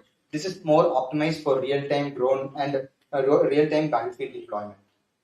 So when it comes to competitors, all of them have the main limitation of being high acquisition cost. Our product is low in acquisition cost and they require low power consumption, making it very ideal for battlefield deployment. And as you know, in the recent times, India is the market. They have been focusing on defense acquisition and improving and giving survivability upgrades to tanks and T90 tanks. So our product is really suitable for them. Our go-to-market is where we are planning to go through defense programs and innovation, prototype validation, and strategic testing partnerships. We have an multidisciplinary engineering team of people who are ready, and we are already under development with this product. So our key strength lies in the indigenous development aligned with the India's defense programs and their modernization and initiatives. So this is the roadmap which we are going to be following in the following, and we are currently following this. We are in the prototype integration stage and really requiring the funds for this process. We also have industrial connections with Cognitron and Sonastar Innovations and Tancam, Chennai, Tamil Nadu. So as we know, drone warfare is becoming a defining challenge right now, and we are looking forward to contributing to India's next generation of drone warfare. Thank you very much. We move on. Thank you so much. Julie, over to you. So just help me understand. It is detecting the swarm. Yeah, yes, sir. Then it is deactivating. What's the action? Final action taken after detection? We are actually detecting. We are actually detecting the drones, and we will be having a HUD displayed to the commander inside the tanks. Right. They will be having the situational awareness, and they have their own defending system. Like they So will. Destruction. You are saying that they will take care of. Yeah, destruction will be taken care of them. We will be arranging them like systems. A visual display. Yeah, with, all the systems, all the HUD will be displaying. We are actually having how the HUD will be displayed. Yeah, you showed that in one of the. Yeah. In terms of like it's going to be installed in a moving platform. Yeah. Right? Because this tanks are going to be moving and Yeah. sound is going to be coming from some direction or other. There is going to be a sensor latency in the moving platform. This called visual latency. Yeah, yes, sir. How are you managing that piece of the game? Like we are not actually not calibrating or anything. We are improving on the AI system that it will automatically manages all the sensor mismatches and like you are saying that sensor. Yeah, no, I'm asking specifically for the sensor fusion latency. Because, by the time you are also moving, the platform is also moving at the same time. This one is also moving at the same time. Yes. So all the signatures which are coming from these roles, there is a latency issue. How are you managing that? This is all based on there is no communication with outside source. Everything is computed inside the system, like inside the tank or inside the vehicle alone. So there will be no latency issues, I guess. So we're using edge computing right now. So that is all locally. So we're not using any cloud service. So everything will be built inside the tank, and will be, since that is done locally, there will be close to 2% only latency. We'll be having very less latency. We're also using force sensors for battling the we said multi-sensor fusion. Yeah, so we're combining force sensor, acoustic, RCS, and infrared and electro-optical. So even the limitations in one sensor will be taken care by the other sensors to give an optimal rate. Our AI system is combined of hybrid architecture. Like there will be vote-based sensor counting. Like if one sensor fails to predict accurately, another sensor will be taken. How do you manage the split? ये जो करता है, deliberate spoof जो होता है, yeah, decoys. Yeah, we are actually predicting those as well. We are training the How model. you are managing the signature mapping? Like because each drone will have their own set of signature. Yeah. Now you might have trained your kind of system for the known signatures. Yeah. If the unknown signature comes in, how you are we will be continuously training on the learning will be continuous. The model will be training continuously. We will be closely working with all the departments, and we will be more continuously training the models. Because I'm just worried from that point of view. The rate at the speed at which the new drones are getting created. Yeah. Right. The cycles have reduced significantly. So your training cycles have to adopt those ones also. So currently we have developed data set generation engine. So what we are doing in that is we are continuously giving drone data, and we are using templates in order to predefine these signatures, so that in the further, if a drone with an unknown signature is identified immediately, we can immediately deploy those data to the data set engine, and it will automatically train in order to detect it in the future. What level you are at? TRL level 3. TRL level 3. And where you are incubating right now? We are incubated in Sai Foundation in Salem. Salem. Sona Accelerator and Incubator, which is part of our college. We are actually undergraduate students pursuing engineering there. So they are assisting us in developing the technology. Right. Thank you. Thank you. Thank you, sir. Thank you so much. Now we have our final starter from Blue Rouge, founded by Mr. Guru Yatni. Please come on stage.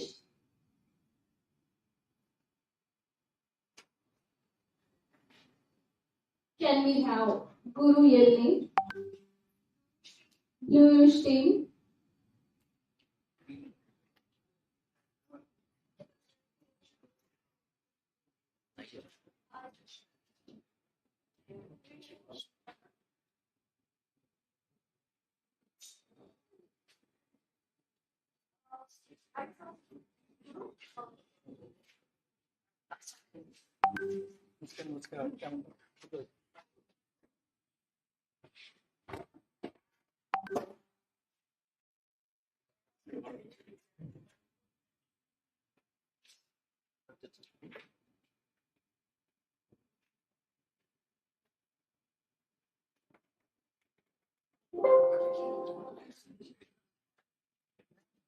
Hello. Okay. So we are solving for India too. The problem is finding a reliable maid, and domestic house help is a nightmare in tier 2 cities. In tier 1, Pronto, Snapit, and other companies, these three big giants are already solving for that. But tier 2 is a backend space, so we are solving for it. And we had run our pilot in Narendra. We had done over 700 plus customers in last 3 months, and we have generated a revenue of almost 1 lakh rupees MRR. So we are like growing, and we are now opening our second hub in Ramnagar. Like MVP is done in Narendra, but we are launching it in Ramnagar now. So how we actually work is like we work in hub and spoke model. We in Nagpur, you are saying, right? Yeah. Is Nagpur still tier 2? So it is a tier 2 city, but it has everything which tier 1 has. Okay. So we work in hub and spoke model. So basically, our core users are the users who are using Blinkit and Zepto are our users because they want everything in 10 minutes, including groceries. So we are also providing house help in 10 minutes. And like why now is like everyone was thinking कि यार Zepto 10 minute में लोगों को सामान चाहिए नहीं चाहिए. So now you can see Zepto में कितने सारे लोगों को चाहिए आप. Most of you are users of Zepto Blinkit. So this is also same kind of space. The market is huge. Like okay, so like there is one question in your mind, like urban companies already in tier 2, but the thing is urban company ka ticket size is more than an urban company has not yet started this instant household service in tier 2 because it is an operational game. जिसके पास में supply होगा वो वहां पे जीतेगा, and we are cracking the supply in tier 2 before the big giants enter in tier 2. And these are the guys. I am the founder, Sujit is co-founder, and Praveen Kumar is from Bangalore. He is ex-Amazon. And Nikhil Das, he is ex-PYNC, startup acquired by Snapit. The idea is good. Question is, you have to burn if you have to scale. Yes, simple. So how do you scale? We had already term sheets, we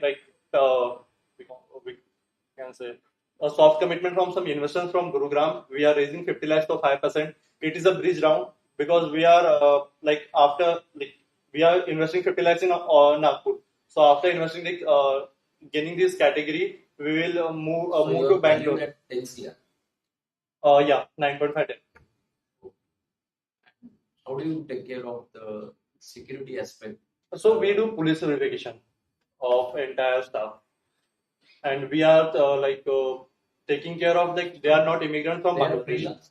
So they work for you only, or they work for anybody?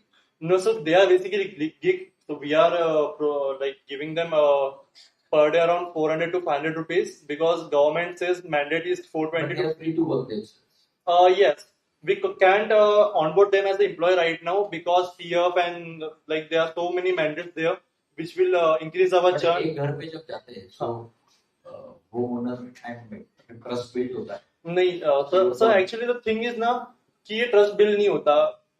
Owner is अपने made से पहले ही परेशान है क्योंकि वो उसे बोल नहीं पाएगा. मेड ओनर से परेशान. लीकेज हो सकता है. सर अभी तक के हमने 700 कस्टमर्स में ना लीकेज इज ऑलमोस्ट 0, मतलब हुआ ही नहीं है. ओके, और बताओ. So the thing is maids की सैलरी बहुत कम होती थी जो पहले थे, तो हम लोग ने पूरा वुमेन वो या. Thank you. Okay, I think deal तो है, but see how do you scale that the question.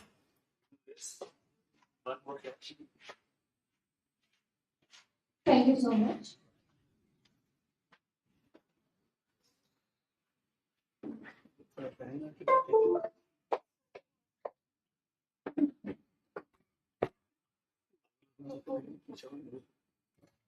Thank you so much, all the startups and jury panel.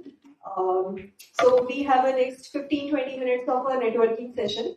And after that, once Gadkariji is here, around 11:30, 11:35, we will start the award ceremony and the further proceeding. So yeah, thank you so much. And yeah, the first part is done, but we are really happy. The innovation, the startup, the prototype that you have brought, the type of work that you are doing, supporting the economy and the vision that is led by our Honorable Prime Minister Shri Narendra Modi ji. And recently we also celebrated, and as a proud Indian, we celebrated the 10th anniversary or the 10th ceremony of Startup Initiative. So yeah, thank you so much and thanks for being the part. So we'll wait for next 15-20 minutes. Please feel free to network with each other because we know a lot of startups, they have traveled across India. Few are from the Nagpur. So it's a good way. We have a jury members also. You can interact with them. So they are also investors, mentors. We have other members, other invited industry members. We have members from other incubation centers, CEOs and directors and the team members. So you can interact with them, network, build and take your venture to the next level. Thank you. We'll wait for 15-20 minutes. अपना arrangement का करवा देते हैं. अभी अपना TV का काम हो गया. ये part है. अच्छा नहीं अपना रास्ता का फिर वो दिखेगा ना फिर slide का ही है. ठीक है. नहीं आप नहीं करेगा. ड्रोन वाले आते हैं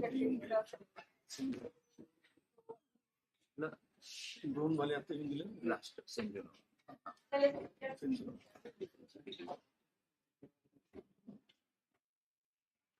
ये पानी वगैरह कहाँ अरेंज है? बाहर है क्या? बाहर अरेंज है पानी का? नहीं अरेंज बाहर है क्या?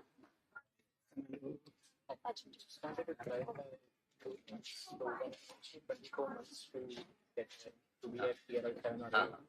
We are actually making for the ministries by the end of this year to implement it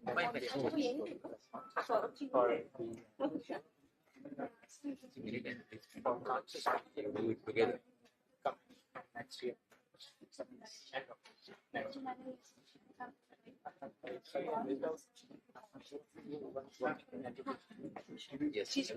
TV का हो गया इसका.